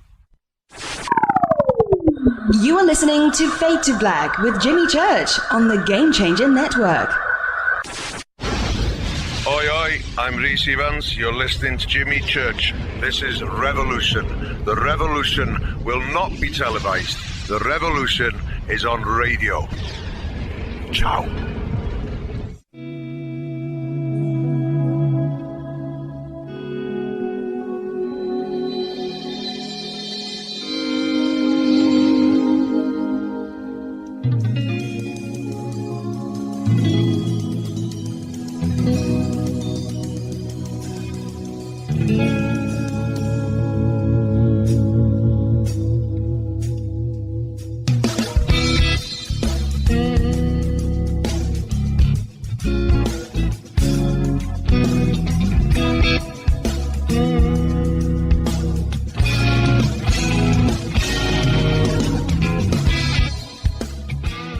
Welcome back. Fade to Black. I am your host, Jimmy Church. Tonight, Caroline Cory is with us.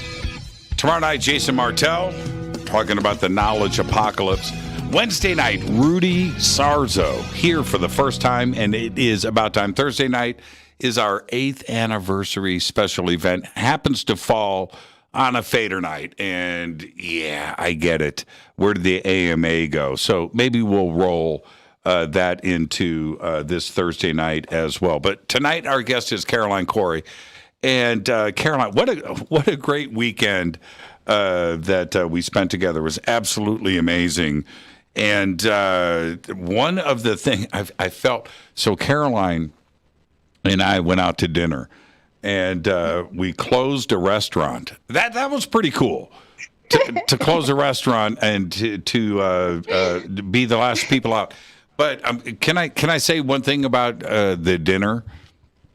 It depends. I felt like I'm going to say this straight up. I don't want to, but I'm going to say this on the air. I felt like you could read my mind. And there was just too many things that happened in that conversation. We sat there for 3-4 hours. Do you have that ability? Can you read people? Not necessarily their minds, but their aura, and see deep inside of them and see who they really are? Of course, that's what I do for a living. I know, right? So I'm not wrong, right? I was being read. Yeah, no, but I don't spend my time doing that. It's a how should I say? It's a spontaneous thing, but I if I meet someone, I'm not reading all their stuff. You know, if they ask me something, if they say, "Hey, I'm struggling with this, I'm struggling with that," then I can quickly see what's going on. But otherwise, I'd be seeing people's stuff, right, instead of concentrating on what they're trying to tell me. So it's not like that. It's not like an invasive thing that happens that I'm looking. It's just an ability that I have to quickly discern the root cause of an issue so that I can help someone. And so the way I see it. So you don't know all of my deepest, darkest secrets, then? Well, now that you're asking, and you sure you want to do this on the air? Yeah, exactly, totally. And so we're going to get back to where we just left off. That was a very important point that you had made, and I'm going to get back to that. But do you have the ability to know if somebody is full of crap? Or even more so, where you're like, you know what? You're going to keep this inside of yourself, of course, but where you go, you know what? You are not somebody that I want to hang out with, right? Do you pick up on that right away? Yeah, of course I do. I mean, I've been doing this so long. Since I was a kid, I would look at someone and see what's wrong with them in terms of what's wrong with them, what they're struggling with. So I would help them because I would see, for example, this person was having this health issue because they were suffering from loneliness or something, so I would kind of help them focus on the root cause of their issue and just shift it, and then they would heal. So things like that. So since I was a kid, I had this ability, this natural ability. And because I developed a methodology, to teach others how to do this for healing, then of course, at this point in my life, having done this for 20 years or something, and working with so many people, seeing so many different stories and cases and the way the psyche works, it's amazing.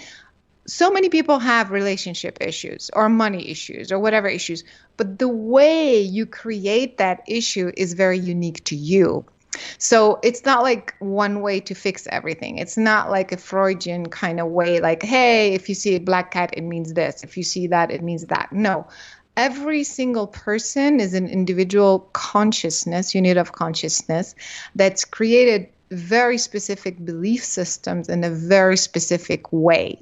So if I need to help you, with whatever you're struggling with right now, I have to have the ability to go back to your story.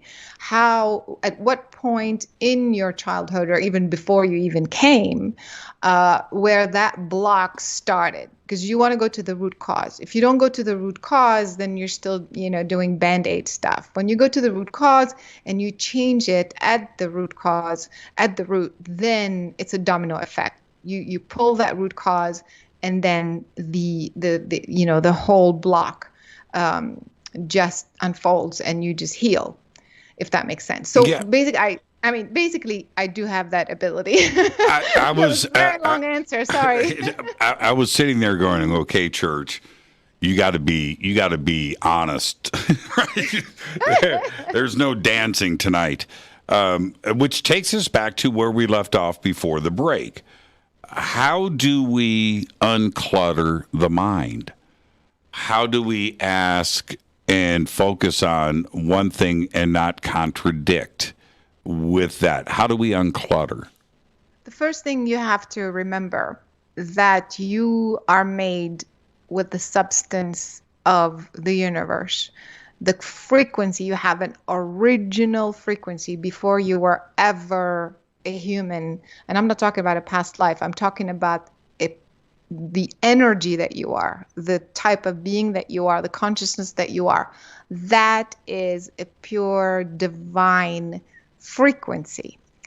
So you have to start with that and focus on that. So when you do a meditation, for example, the meditation that I've created is called Connecting to Source, meaning you are tuning back to that original frequency, the way you were originally made or created, which is that source frequency. You invoke that frequency. It's within you, but you focus on it. So you activate it. You make it bigger. You make it the dominant frequency in your being, in your mind. And before you know it, you start vibrating at that frequency. That level of vibration is 734 hertz to 1,000 hertz. It's a range. As soon as your cells and your brain starts to vibrate at that level of frequency, then you bypass the human analytical mind. You are in a different state of awareness that is whole and complete. Once you are at that level of vibration, then you see clearly.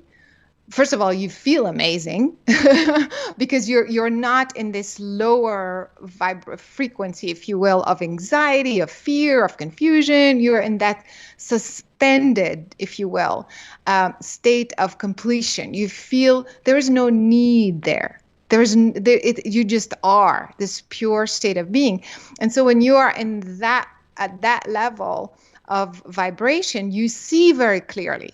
So when you ask the question, I want to create a relationship, you will feel the blocks that are conflicting with what you just said so clearly. You will feel it in your heart. You will, for example, you will feel fear. So you focus on the fear. That is your subconscious mind. I want the relationship, but I'm afraid. So you clear the fear, you focus on the fear in your body, and you say, I ask to release the fear. There's many methods to clear it, but for now, let's just use intention. Mm-hmm. You focus on it and you say, I ask to release the frequency of fear from every cell in my body, my conscious, my subconscious, my cellular memory. You breathe in. When you exhale, you imagine that frequency totally dissolving, coming out of your body, and it goes away. Then you ask the question again, I want a relationship. Then the next conflicting thing will come up because you are now in a place of clarity. You see very clearly the frequency that is not coherent with that state of perfection, if you will, perfected being. And so you keep bringing up all these things until there's nothing left. When you say, I want a relationship, there's nothing but joy. There's nothing but completion. There's nothing but oneness and coherence. And actually, there is no need for it. You're almost in a state of neutrality. Like you're like, it doesn't matter, if it happens, it doesn't happen. You just are in such state of completion. That's when you create. That's when things happen instantaneously. Now, does that create a problem, though? Do you become a magnet for relationships? Right now, exactly. Now you've got a choice of 10 in front of you that you didn't have the week before. But wait, you're going to be a match. You're going to be a magnet for those who are your vibrational match, meaning you're not going to attract the girl or the guy who is still in fear, who still has the anger, who still has the confusion.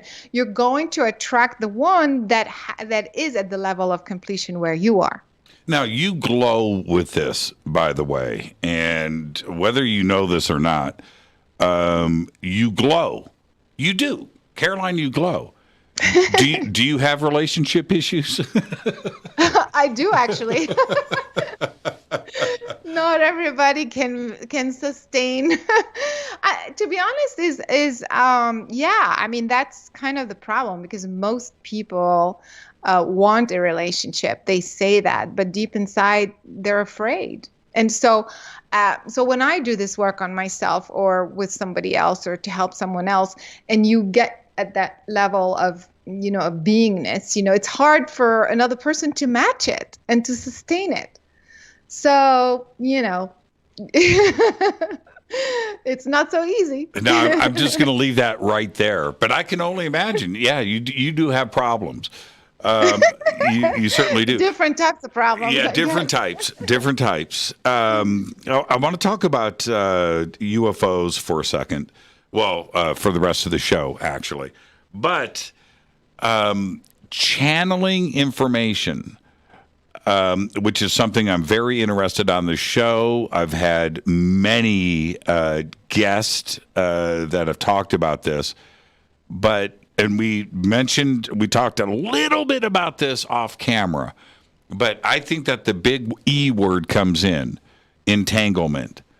And there has to be something there at the quantum level that is going on, where there are ETCs, extraterrestrial civilizations out there, that have this ability.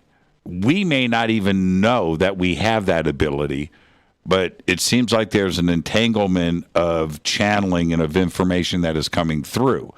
This is my own deduction. Am I off the mark, or is this what is going on? Yeah, like I said, like we've been talking, everything is interconnected, so everything is entangled. So now in terms of channeling, it's exactly what we were talking about in terms of frequency. So there's different frequencies. So you're going to attract the frequency that you're tuned into. So it's like radio stations. There's all the radio stations playing at the same time, but you're only listening to one. Right. If you want to listen to another one, channel another person, you have to turn the dial and go to that other frequency so you can hear. You can't hear all frequencies at the same time. So when you talk about channeling, you have to be very, very specific. A lot of people just download stuff. They're not very clear. They feel it's a Pleiadian energy or Arcturian energy or something like that. Mm-hmm. But when you want to do it consciously, when you say, okay, well, I don't want to talk to the Pleiadians today. I want to specifically, talk to this archangel or something. So you have to consciously get your vibrational field to that specific frequency, clear your mind, bring up all the fears, bring up all the blocks, clear, be exactly at that frequency, and then the channeling can happen. Is there a frequency phone book? Right? Yeah. Actually, like I said earlier, it's not linear. It's so funny how humans, we always think it's linear. Like you just, first we go to the moon, then we go to Mars, then we go a little further in space. It's not linear like that. What happens is that you are multidimensional. Like the brain doesn't function at 10% capacity, then 20, then 30, and it's not like that. So what happens is that there is one point where the energy transfers from three-dimensional to multidimensional, to all of the dimensions, to all the frequencies at the same time.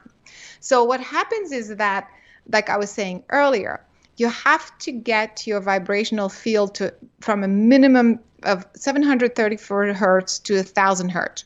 When you are at that vibration, your brain also is vibrating in a different way. The energy starts to be like a torus. Instead of it being linear, it becomes like a torus. And a torus goes all the way in and out through a center point, a 0 point. So what happens is that your energy goes out and back into that central point, the 0 point. And when you hit the 0 point, you're outside time and space. When you're outside time and space, then you can be in all dimensions at the same time. So you're not going from 3 dimension to 4 dimension to 6 dimension to whatever. And at every dimension, you find one frequency and one individual who wants to talk to you. It's not like that. Does that make sense?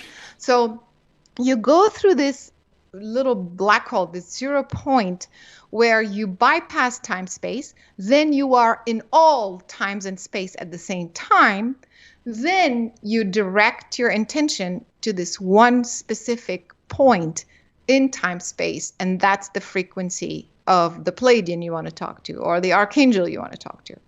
And does that make sense, sort of? Well, it does if you answer this, so I understand it. So then let's put it in reverse, where E.T. is now focusing on planet Earth, and then to Los Angeles, and then to Caroline Cory's house, and then to Caroline Cory's brain. Is it the same process? I keep going back to, is there a frequency phone book? And yeah, so the frequency phone book is a multidimensional grid system. It's not a linear thing. It's not this one frequency. Have I shown you my planetary grid? Yes, and we talked about this before, and it's one of the most fascinating things that you present, because and I will tell you why. With Entanglement, let's talk about E.T. Okay, so now E.T. is out in a starship, and they're going across the universe, right? And they need to talk to, not to us, they need to talk to home base to tell them that they're running out of gas, right? Okay? In the ginormity of the universe, how would they be able to focus and then specifically talk back to hometown and exchange information? Now, this would have to happen in real time. If you're 10,000 light years apart, you can't wait for the speed of light. This has to happen in the now to the right person. So this is the grid system applied. Yeah, exactly. So what happens is that imagine that you are inside a multidimensional web, like a network, but it's multidimensional. It's not linear. It's 3-dimensional, multidimensional. It's all around you. It's a web within a web within a web. So this network of information has specific points, hotspots, where it's kind of like it's a transit point. It's like it's like intersecting points, intersections. Right. And these points are specific coordinates. So your physical brain has the exact same map as this network, this web that's all around you. When you match your physical brain with this map that's around you, then all of these coordinate points are coherent with each other, so that you can see all the coordinates, all the frequencies at the same time. So that I don't have to know what frequency I need to call back home and say I'm running out of gas. All I have to do is match my brain to that larger brain, to that larger network, and say I'm calling home. And all of these hot spots, all these coordinates line up perfectly there because they're coherent with each other, and they connect me directly from where I am here on the Earth, floating above the Earth or what have you, right, to the coordinates that corresponds to my home planet. And I can teleport and I can transport my consciousness in a vehicle, in a physical vehicle, or energetically just as a consciousness from point A, from one coordinate to another, faster than the speed of light, spontaneously. And it has to be this way.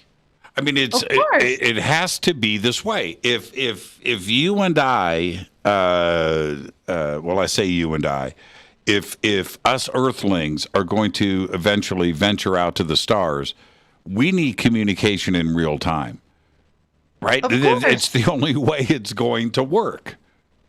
Yeah, of course. I mean, I have a hard time on this planet. I feel like everything is like so linear and so primitive and so like, we have to be functioning at the level I just mentioned.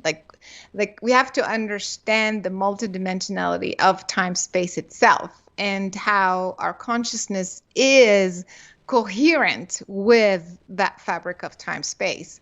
I mean, like it's kind of like a Russian doll, like the small doll fits in a bigger doll, but it's all the same configuration. And so we have a human brain right now, which has a configuration that fits within a larger brain and a larger brain and a larger brain.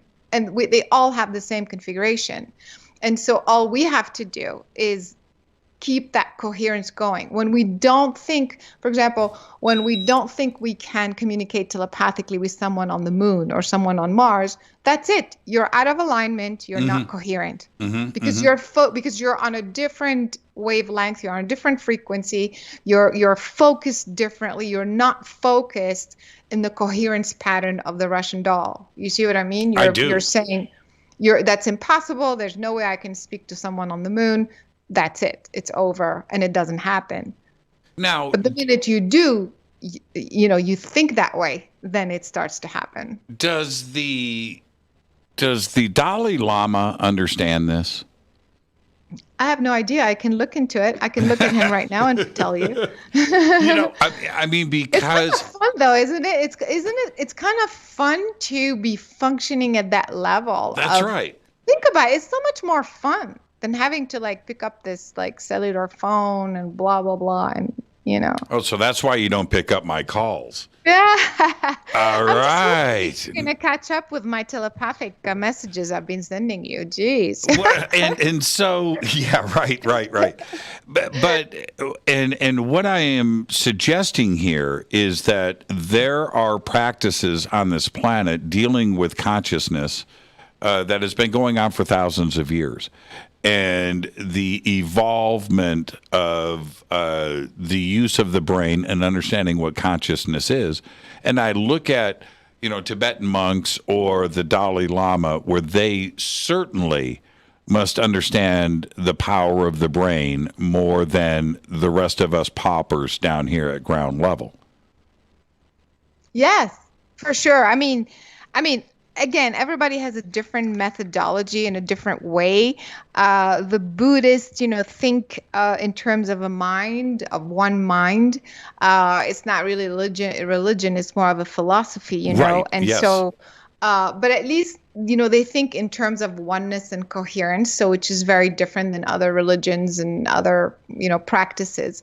So again, going back to, doesn't matter which method you use, as long as you go back to your original essence, who you really are, which is the source of all of existence, which is that original purest form, frequency, which is source, which is fundamental to all of life. You know what I mean? Yes. So doesn't matter what the method is or how you got there. Give me 30 seconds on this answer before we go to the break. How often and how long do you meditate each day? Throughout the day, actually. And it depends. So I catch myself sometimes going off in a different vibration. In a few seconds at this point, I can bring myself back. That's a form of meditation. Right. Before the first thing, as soon as I open my eyes in the morning, I notice how I feel. I make sure I'm in a proper alignment. I clear whatever doesn't feel good. The last thing I do before I go to sleep as well, flush out whatever doesn't feel good, whatever is misaligned, put my intention together again before I retire. So it's like mini meditations throughout the day. And when is needed, when I do need to focus on something very important, of course, I take the time. Well, I am sure you'll be flushing after this show. Tonight, this is Fade to Black. Our guest tonight, Caroline Cory. And more when we come back. We just came off of a great weekend together, and we're just continuing our conversation with all of you. I'll be right back. This is Fade to Black. Stay with me.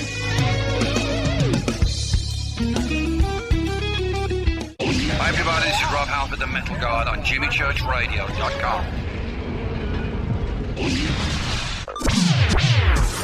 Your 1 million gigawatt paranormal powerhouse, KUNX-DB, VX. Are you ready to read about true paranormal events? Unx Media publishes non-fiction books about UFOs, ghosts and haunted places, time anomalies, cryptid creatures, and more. Just like KUNX-DB Radio, it's all about unexplained phenomena. Visit www.unxmedia.com to see our list of great book titles by Debbie Ziegelmeyer, Gene Walker, Devin Listrom, Wayne Lawrence, Bill Spicer, and yours truly, Margie Kay. That's unxmedia.com. Why is it we're not very good with our health regimen until it's too late? We don't put oil in the car until the engine blows up. When the body's out of balance, your health is not so good. Give your body some love. Log on to GetTheT.com. That's GetTheT.com. Try our Life Change Tea, which cleanses you from harmful intruders. A clean colon is one of the ways to bring the body in balance. We also carry organic supplements to help you get where you need to go. So do your body a favor. Log on to GetTheT.com. That's GetTheT.com. You can even visit our sales page to save some dough. Does anybody call money dough anymore? Anyway, if you're looking for short, helpful health tips, go to YouTube and punch in Health Matters Now. That's Health Matters Now. So, log on to GetTheT.com, shop, get balanced, then learn some cool tips at Health Matters Now. You'll be glad you did. That's GetTheT.com. This is Jimmy Church of Fade to Black, and I only drink Fade to Black blend coffee from River Moon. Just click on the River Moon coffee banner at JimmyChurchRadio.com. Promo code F2B Blend. This is the only way forward.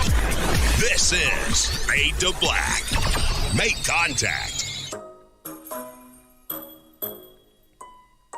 When you're in the house for longer periods of time, you can see them flying or running across the floor. Ooh, yuck. They're unhealthy, gross, and disgusting. Bugs. I loathe bugs. We keep a clean home, but occasionally bugs show up.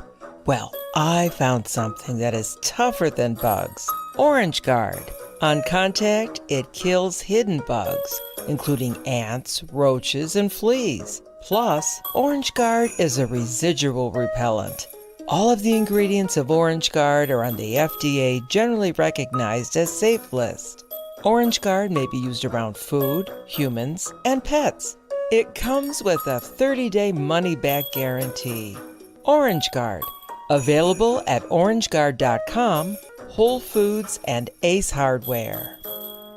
Gold loves chaos, uncertainty, and disarray. History shows us what gold does when people aren't sure about the government, the stock market, their jobs, or their retirement savings. Our national debt is skyrocketing. Gold and other precious metals are a defense measure against inflation and a stock market that might take years to recover. So what can you do right now to protect yourself? Call United Gold Group. We offer gold and other precious metals delivered securely within 72 hours. Are you worried about about the stock market? We can also help you set up a real gold or silver IRA or a 401k. Safe and secure. United Gold Group makes gold ownership affordable. Call now and get up to $2,500 in free gold or silver with a qualified IRA. Call 800-753-8534. That's 800-753-8534 or visit UnitedGoldGroup.com.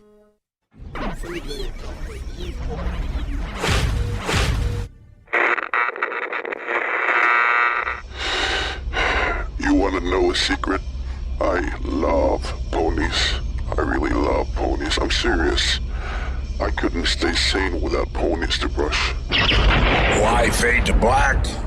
Because you never got that pony, damn it.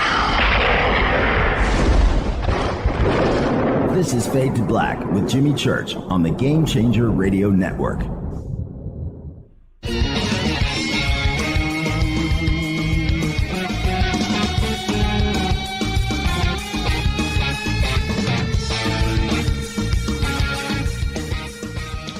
Welcome back. Fade to Black. I am your host, Jimmy Church. I'm in a great mood. Just came off a great weekend, heading into a great week here on Fade to Black, our anniversary week. And tonight it's Caroline Cory, of course. Tomorrow night, Jason Martell is back with us, our favorite, and besides Caroline. And then Wednesday night, Rudy Sarzo is here for the first time. And Rudy and I have been friends for almost 40 years. We go back a long ways together. And I don't know why it's taken so long to get us together for a show, but we will be doing that Wednesday night. Thursday night's our 8th anniversary special event.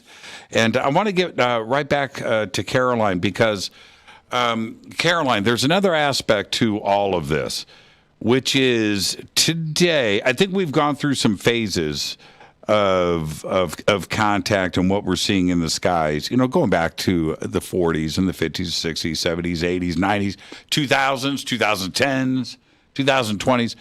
I think today we are starting to really lean towards something interdimensional is happening in the skies. Things are just appearing and things are disappearing. And I talk about it repeated. This is my own experiences. I don't have to depend on others' videos and encounters and events and listen to them, which is great. I'm just talking about my own experiences. Things are popping in and popping out. What is going on? What I need the Caroline Cory take on this. Yeah, so remember we were just talking about those hot spots, you know, those intersecting points within the grid system. These are the entry and exit points from this time space into another time space, basically, or in other words, from this dimension to other dimensions. So these extraterrestrials are a bit smarter than we are. They figured out where these coordinates are, and basically they can go through these mini 0 points and appear into our time-space continuum. So from our perspective, we go, oh, what's that? It just popped out of nowhere. Right. But actually, they just came in through that 0 point, and then they exit through this or another 0 point. So it looks like they just disappeared. And in fact, I can't talk too much about my new movie because it hasn't been announced, but soon. But I do want to share at least some of the things. So my new movie is a scientific investigation into UFOs.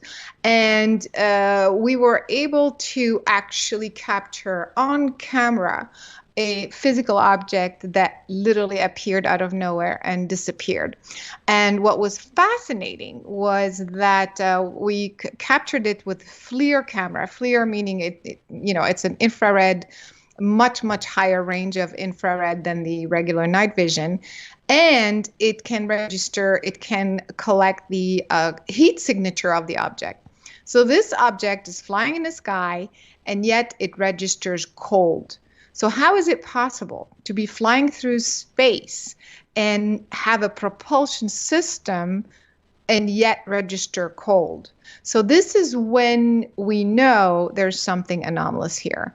So when you go through these intersecting points, these 0 points from this time space into another time space, from this dimension to the other dimension, you are not using normal propulsion systems, and it looks like you're appearing and then disappearing. And we captured that on tape. Now, for those, I will say this, and no spoilers here. I looked at some clips this weekend, and my reaction was caught on tape, which was WTF, right? What is it that I'm looking at here? I don't understand ultimately what is going on, and if the instances that I saw were not just one medium. You used multiple sources for this that were all caught at the same time, right? So it's just not real-time video, and it's just not FLIR. It's multiple sources. And when you see that happening, my brain gets confused because it's not supposed to be that way. And the other part is that if this is going on, why aren't radio telescopes all around the world, including the telescopes that we have in orbit around this planet, picturing these objects arriving here? That means ET is they're working around the normal things in a linear fashion that you referred to earlier, right? That they are able to go from point A to point B and just arrive, right? And that is fantastical for people to hear that may not understand what we're trying to suggest here. But you have now caught this on tape and you have seen it. Does that explain why we don't see the physical movement in a linear fashion flying through our solar system? Yeah, I mean, it proves that it's possible. I mean, when you capture it on tape, like what you just said, it's not just one camera, it's multiple cameras and multiple devices, correlations with radiation, exactly radiation spikes exactly at that time, different angles, triangulation. This is when you start to say, okay, wait, this is not a fluke. This is, right. When you have measurable correlation from different angles, different locations, different devices, then this is real. This is validating that, the event.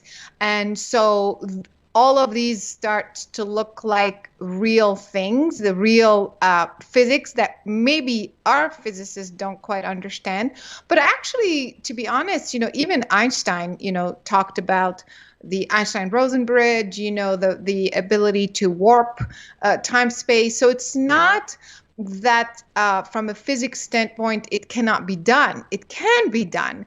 So it's not a problem of this. One of the scientists actually in the movie, what he said, it's exactly that. It's not a problem of physics. It's a problem of engineering. It's like, it's the civilization has not caught up on the technology to make that possible. So that's where we are today. So now, it's not like we're not breaking the laws of physics, in other words. Now, the chatter today, and I'm going to go straight at like Avi Loeb. And I had Avi on the show last week, and I'm going to do another presentation. I'm going to announce this now. This Friday, we're going to do a live stream with Avi. And we're going to be talking about the Galileo project. He is trying to also apply the scientific method to the phenomena, trying to figure out what is going on. If you're doing it, and if Avi is doing it, I think that the government is doing it too. And they have been collecting the same data, but just not telling us.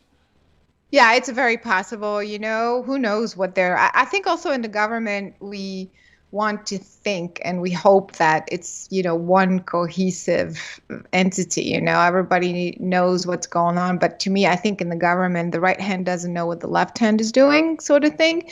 And so I wouldn't really rely on any information coming from there right now. So I'm sure there's something going on, but why wait? Why worry about it? It's like Avi's doing it. We're doing it, other people can be doing it, should be doing it.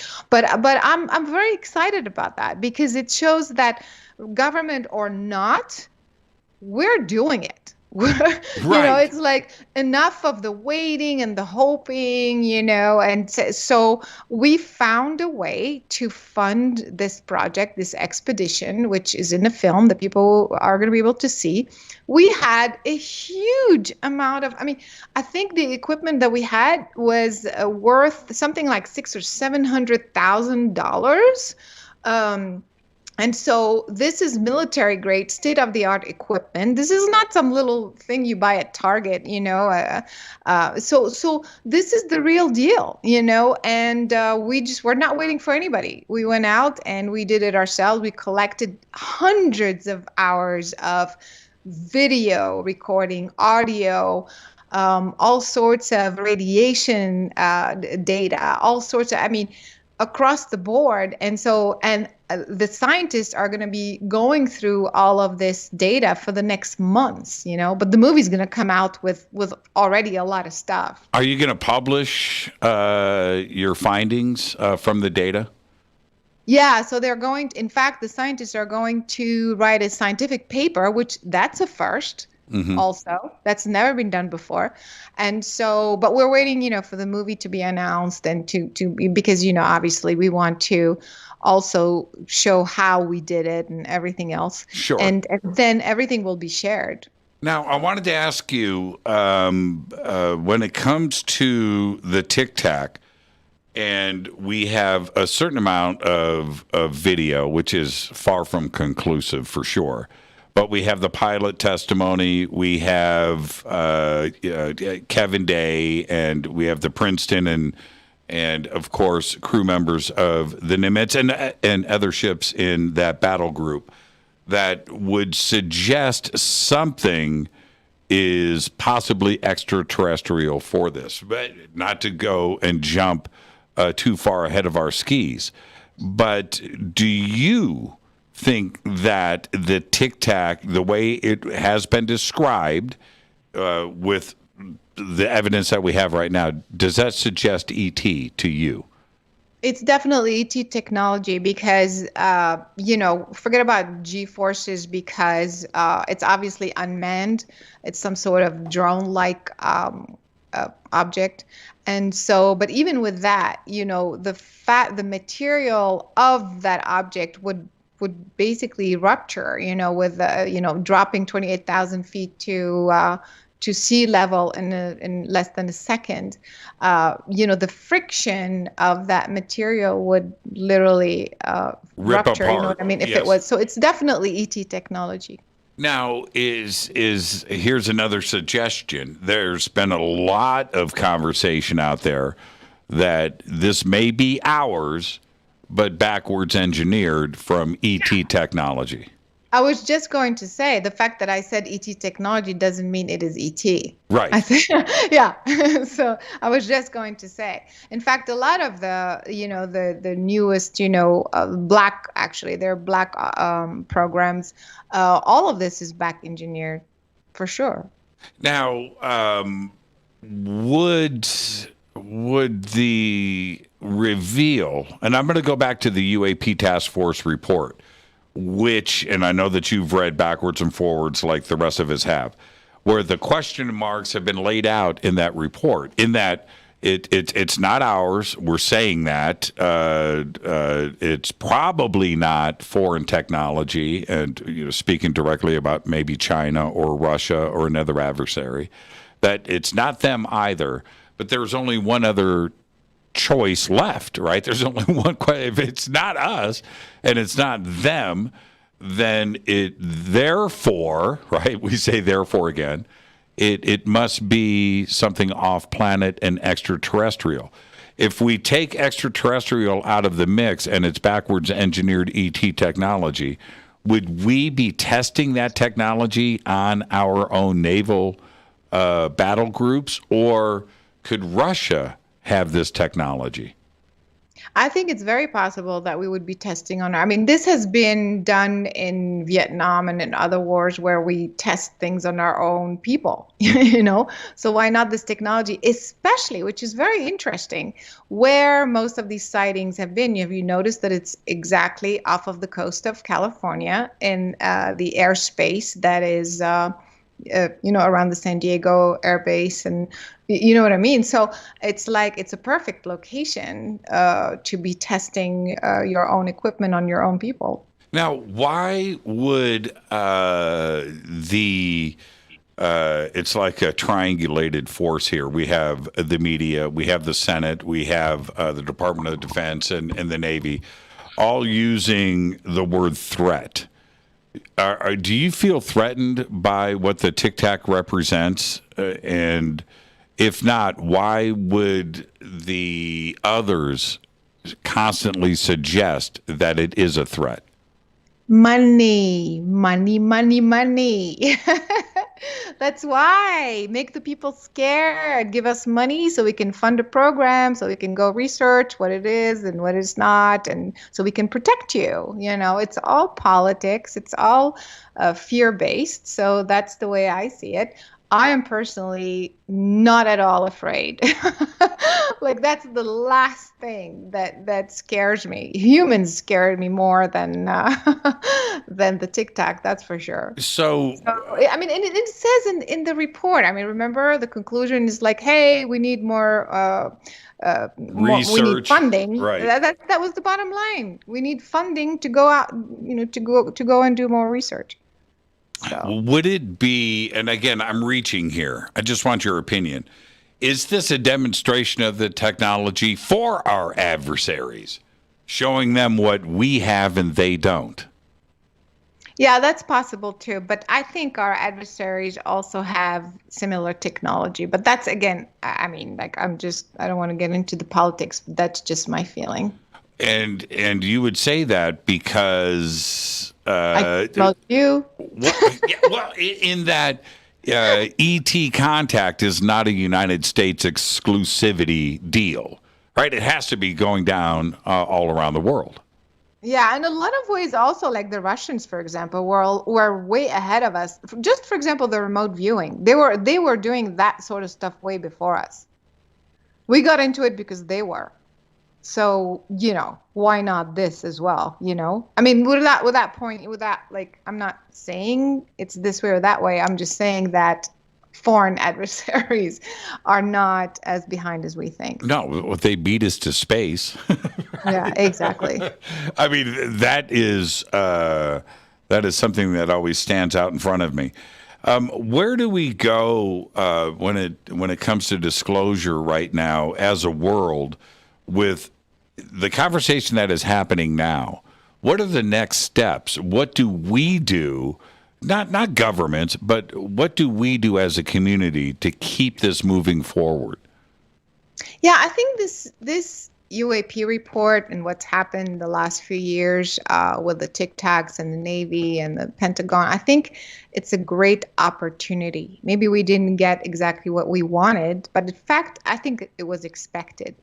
But what it did do is that it brought up all of, it basically is saying that this phenomenon is real. We don't know what it is, but it's real and it's worth investigating. In fact, we want to investigate. Give us money so we can investigate. So this is huge. This is huge. This is our ticket to stay on top of this and do everything we can to stay vocal and to continue our work. It's basically they're giving us permission to finally say it as it is, to speak up, to not be laughed at when you mention the word UFO, because they are, So this is the opportunity for us to be doing more work, to continue with our research, to take this very, very seriously, and to support each other, to keep, helping with all the resources that we have,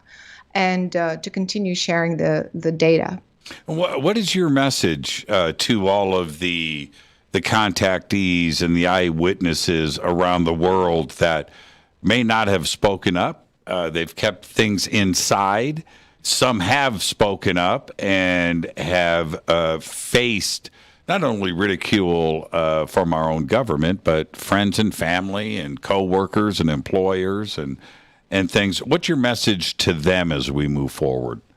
Yeah, exactly what I just said applies to them. This is an opportunity for you to finally be who you are, to just talk about your experiences, to accept that it's okay and not worry about it. Others are, the government is, so there's not, it's not an excuse anymore for you to be afraid. And so this is a great opportunity. This is a great turning point in the history of ufology and this entire phenomenon. Now, and what about those in the time that we have left? Probably the most important question is, what about to those that are still waiting for an official position to come from the White House and the president on live television? That nothing short of that will be good enough, right? And I understand that fully, right? Where we can say we don't need disclosure all day long. We've already had contact, and I'm okay with that. Well, that's not good enough for so many. And what do we say to them? So the people who are waiting for the government to come out and tell them this is the way it is, we're not alone in the universe, are the same people who are waiting for the pharmaceutical companies to tell them what pill to take. These are the people who are waiting for, their parents to tell them what to do, for their, peers to dictate how they should feel and behave. It's a belief system. It's a fear-based attitude of waiting for answers outside yourself to validate what you believe in. And so if that's the attitude and the perspective, then there's nothing you can say, really. You know what I mean? And I bet that because you have this fundamental belief system, even if the government we're going to come out and say, hey, UFOs exist and we weren't lying and here's one or whatever, and they would still go to a place of, what if this is fake? What if, what's the agenda behind it? What are they trying to sell us? Because it goes together. You want somebody outside of you to tell you what you believe in because you don't trust yourself. You don't trust yourself because you don't trust the other. You see what I mean? Yeah, you're in a circle. It's a catch-22. Yes. Exactly. Does that make sense? It does make sense. I don't know what to do. I can only hope for the best. But you're absolutely right. The oldest statement in the world, right? The UFO on the White House lawn. Well, okay, so that happens. There are still going to be it's not real. Yeah, there's a reason for this. There's something else behind it. It's like, what else do you need? I don't know what to suggest. Yeah, my next movie, Jimmy, is going to be called It's All BS. BS as in belief system. It's your belief system. No matter what you believe in is going to dictate your experience, period. If you are not open to the possibility, and that's your belief system, then that's it, You have to want to change. You have to want to be open to that idea and the possibility. I'd like to narrate that film. I'm in. I'll do a reading for you. I'll read for that. Caroline, thank you so much. And I know you can't say a whole lot now, but when do you anticipate a release? Yeah, I'm hoping May of 2022. Oh, that's not too far off. Yeah, early May. Yeah. In this linear time scale that we're in right now, 5 months is nothing. Yeah. So we're going to start, promoting soon and talking about it. But, obviously we have to prepare a lot of things, before we make it public. So that's the reason why. But it's just around the corner. And it's going to be amazing. Yes, it is. I have been privileged to see a little bit of it. And it's going to be great. And I know that it's visually stunning. I know who's in the film. Gosh, it's killing me. It's killing me. Everybody's You're going to have to bring me back, darling. I can't wait. Caroline, happy holidays. It was great hanging out with you this weekend. Just enjoy this ride, and I look forward to our next conversation when you're back on with us. Thank you so much. Thanks so much for having me, Jimmy. Take care. You're the best. Caroline Cory. All of her websites are right there at jimmychurchradio.com. Easy to reach out, and you can follow Caroline right there on Twitter. We have everything up for you. All right, I'm going to take a quick break. I'll be right back, and I'll take some of your phone calls, 747-228-2051. Stay with us.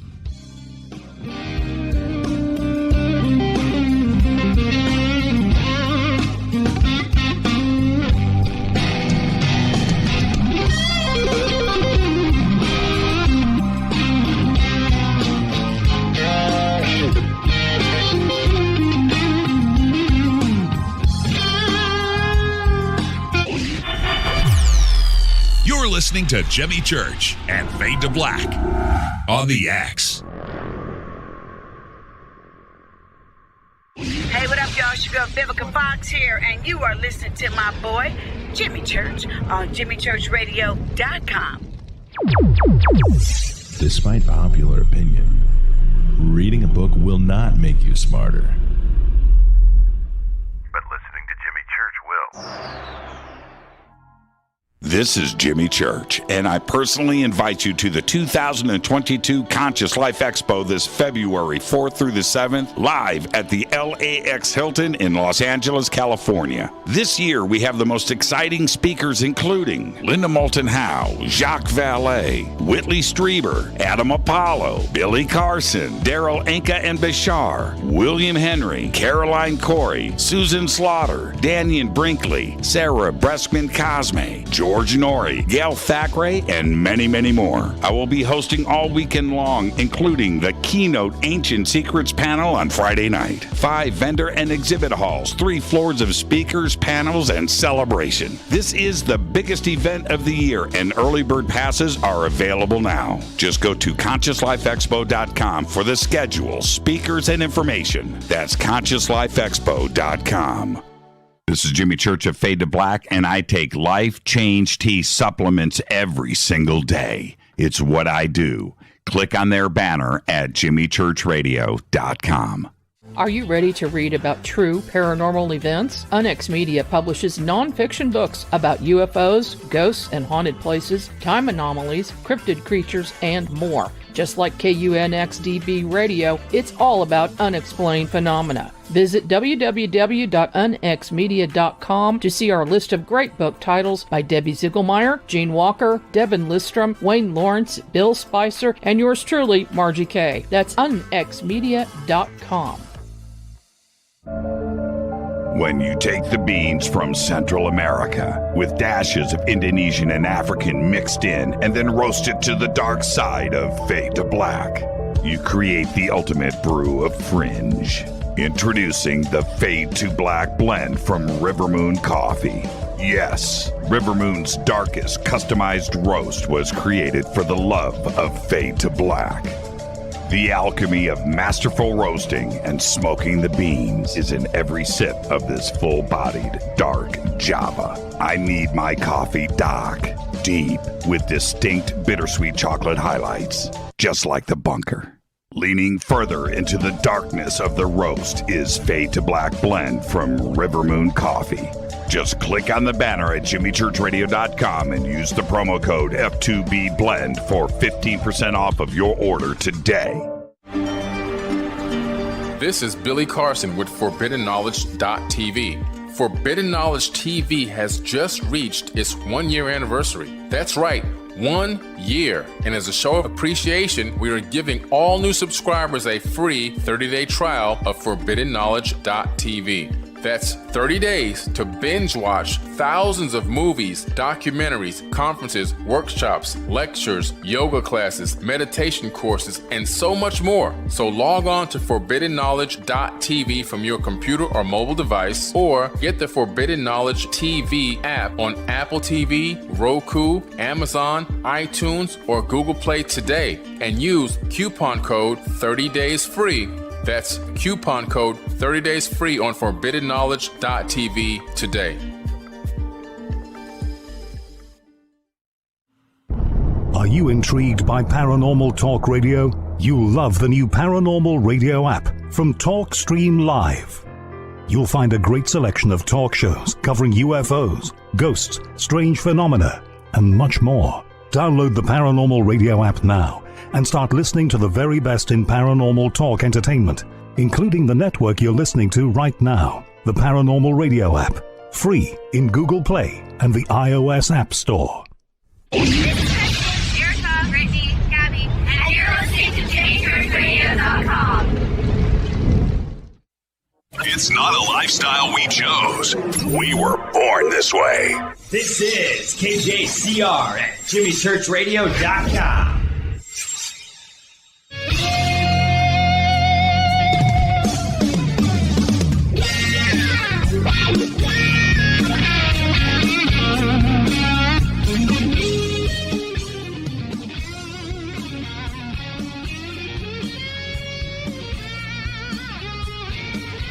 Welcome back.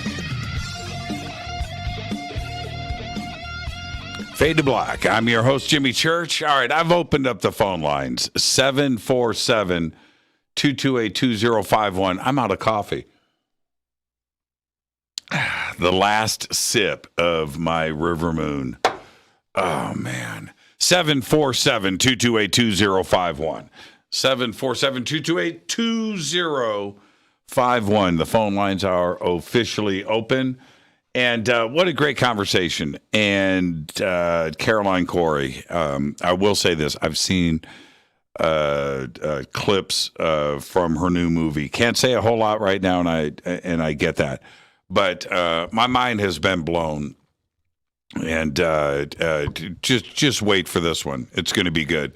And there is, and some of my comments earlier tonight in the rant about black holes, I wanted to get back to that. One of the things that I was suggesting, we've seen images our whole life, right?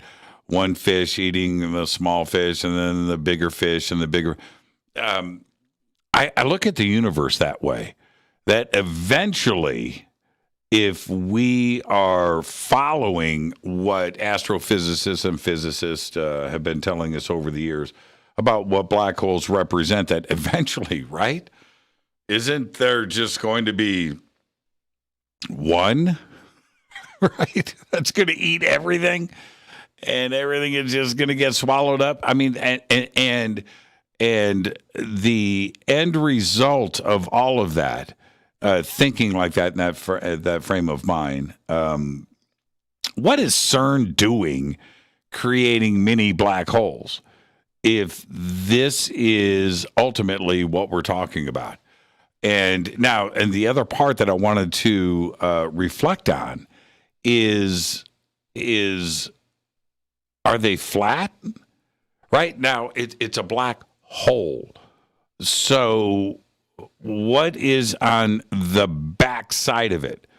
And if it is they keep talking about a disk, right? If you look at the research that is out there, and that the black holes are expanding this way as they accumulate matter going over the event horizon.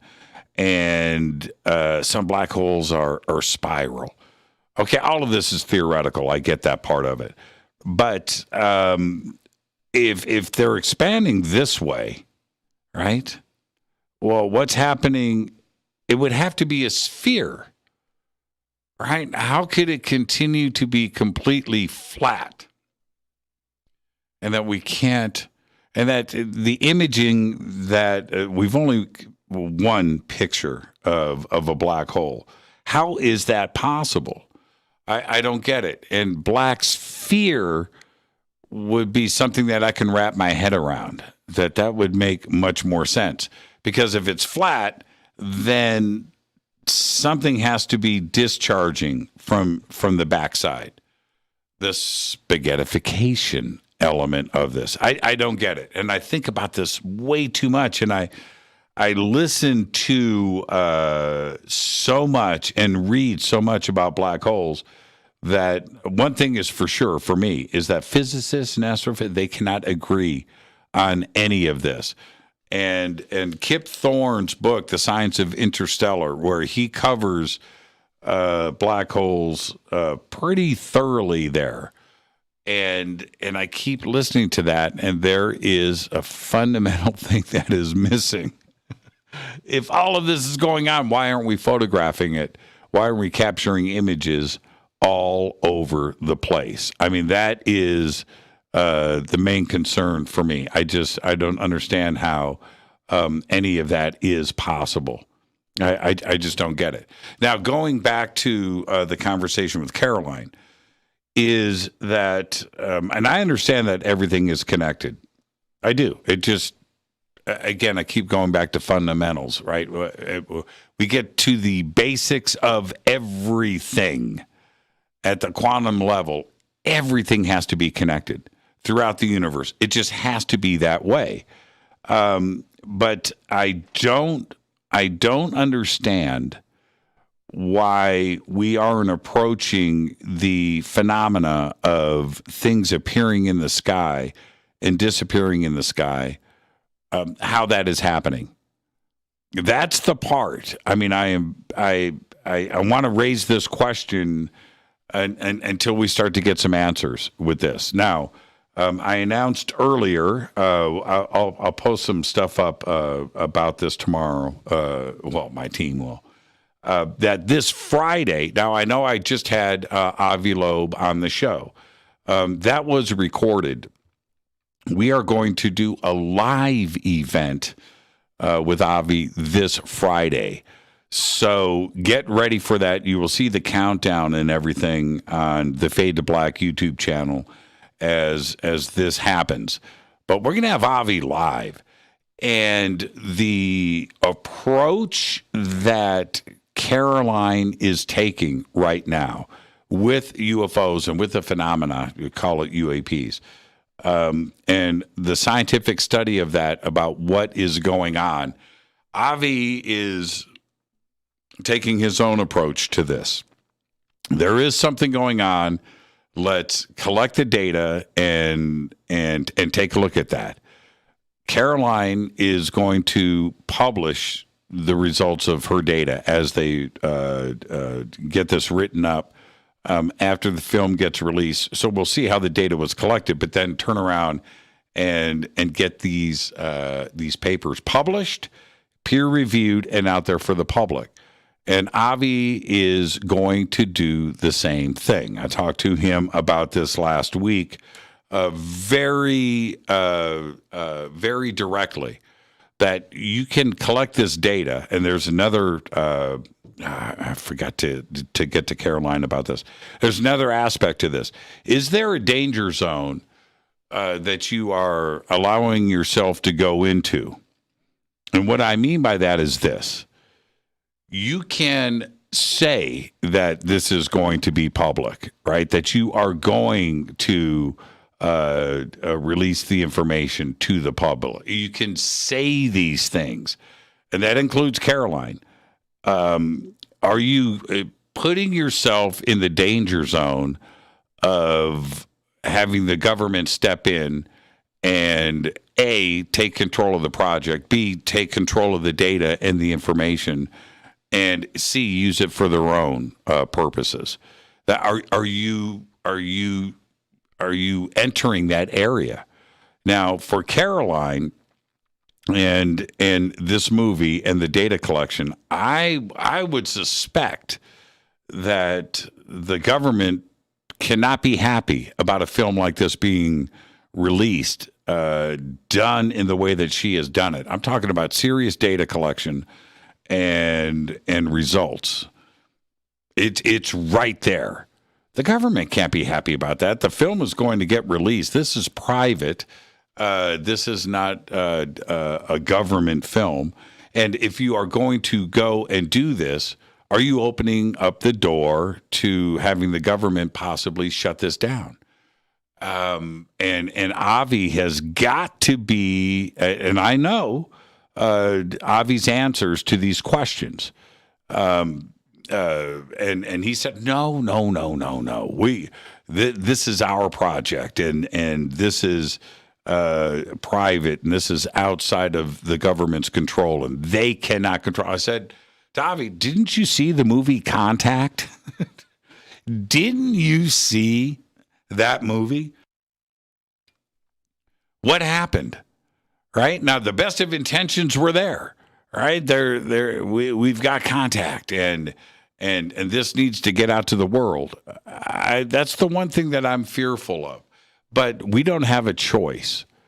And Caroline said that tonight. We, as private citizens, now today, we have the technology to go and get this done and to study this ourselves. And we cannot depend on the government to do this for us.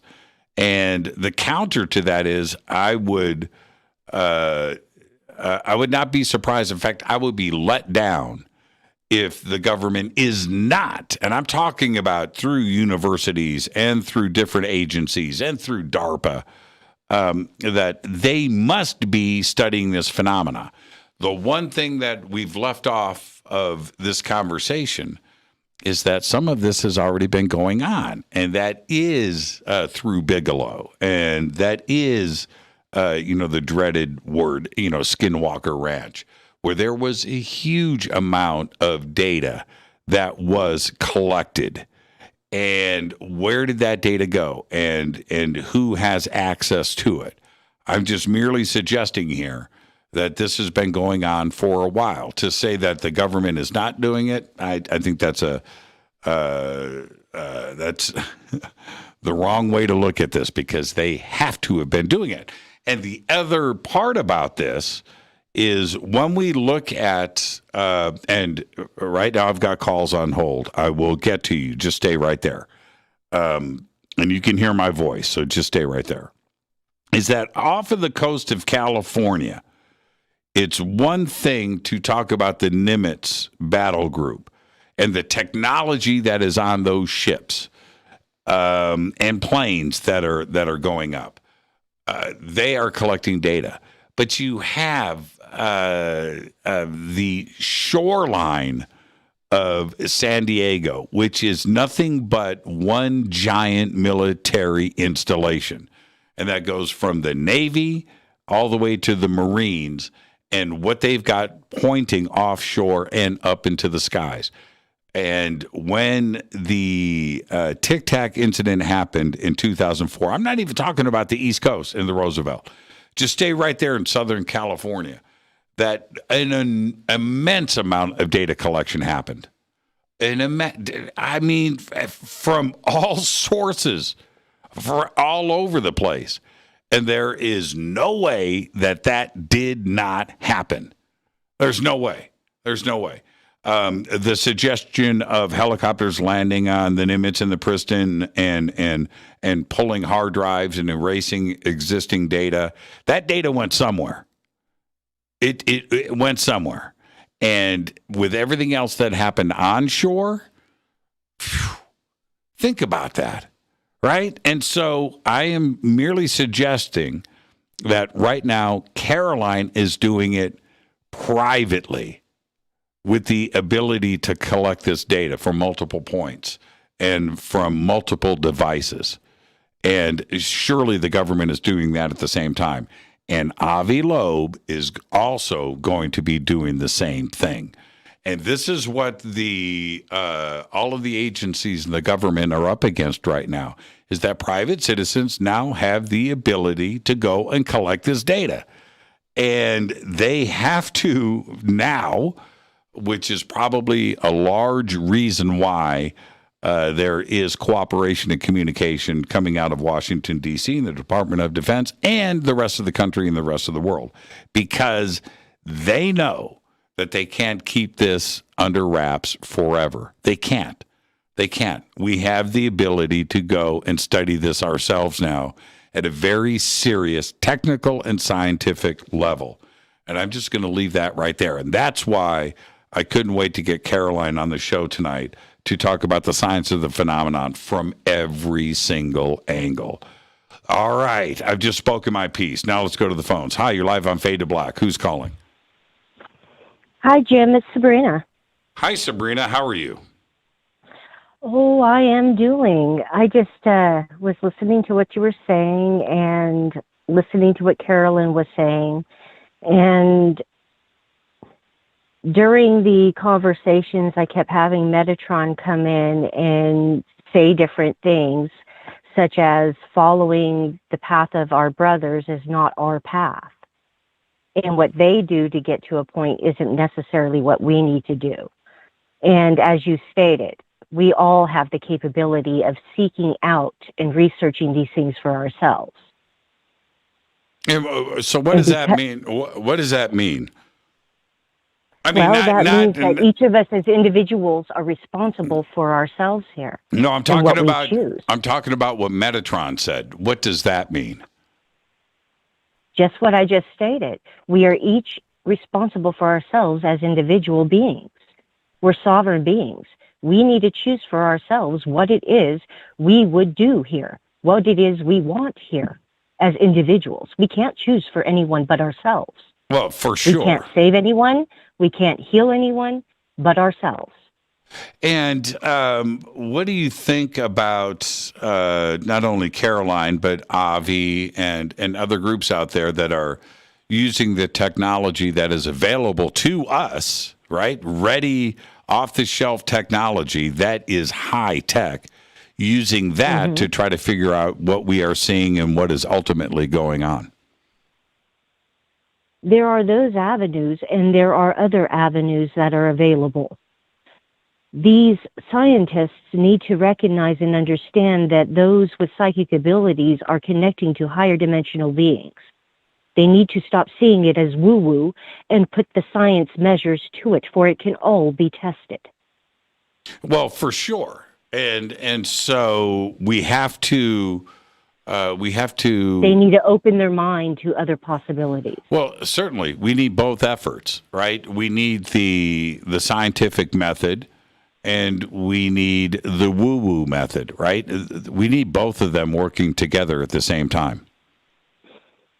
What your scientists will find interesting will be the fact that the woo-woo is scientific in nature. How so? I mean, that's a great point, but how so? Because it all deals with energy, perspective, and purview of how one chooses to approach the subject matter. Well, how do you address? I'm very interested to hear your take on this. How do you address the physical, non-physical side of this? In that it appears to be a combination of there's something interdimensional going on. We see something in the sky where now it is physical, and then it becomes non-physical and then disappears. What is happening there? Resonance frequency. They change their resonance frequency. You don't think it's a wormhole? You know, something that has been talked about in physics and quantum physics for a very long time? Those aspects are possible and probable. There are possibilities for those types of things. Look at the arches within the different national parks. They all have shown to be time warps. Yeah. At one point or another. Sure.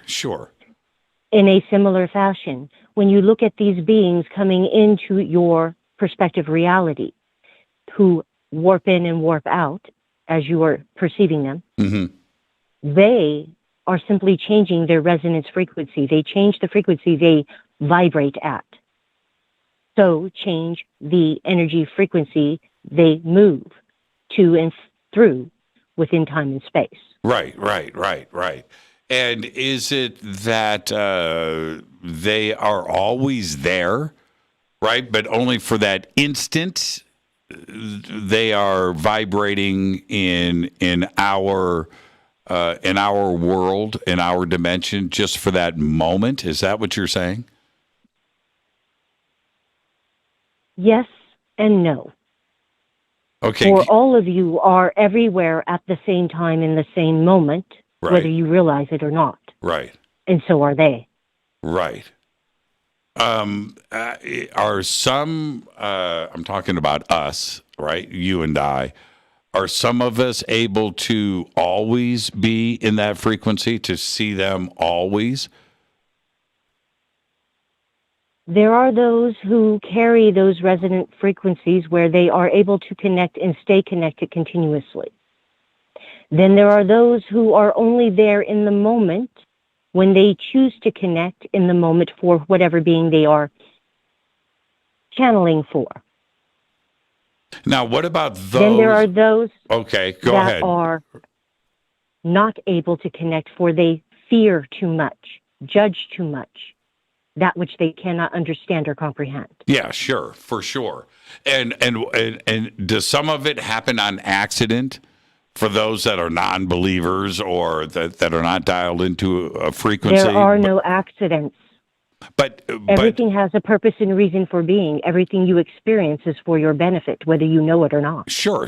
I get that. But what I'm saying is, for those that are not connected, that are not on that frequency, but they still see something, and they weren't intending or hoping or even believing that this is a possibility, but they still see it.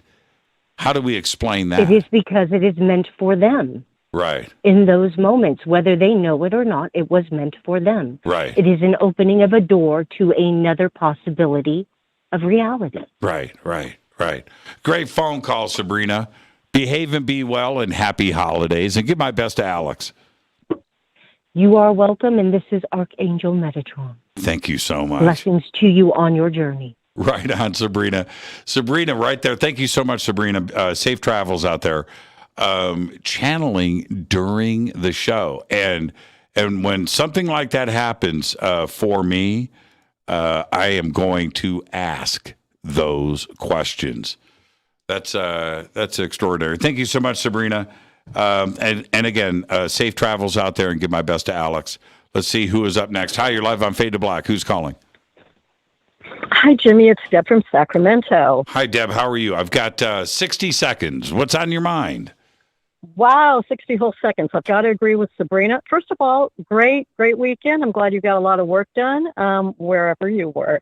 And Sabrina's right. We have to, as individuals, have to take responsibility for ourselves.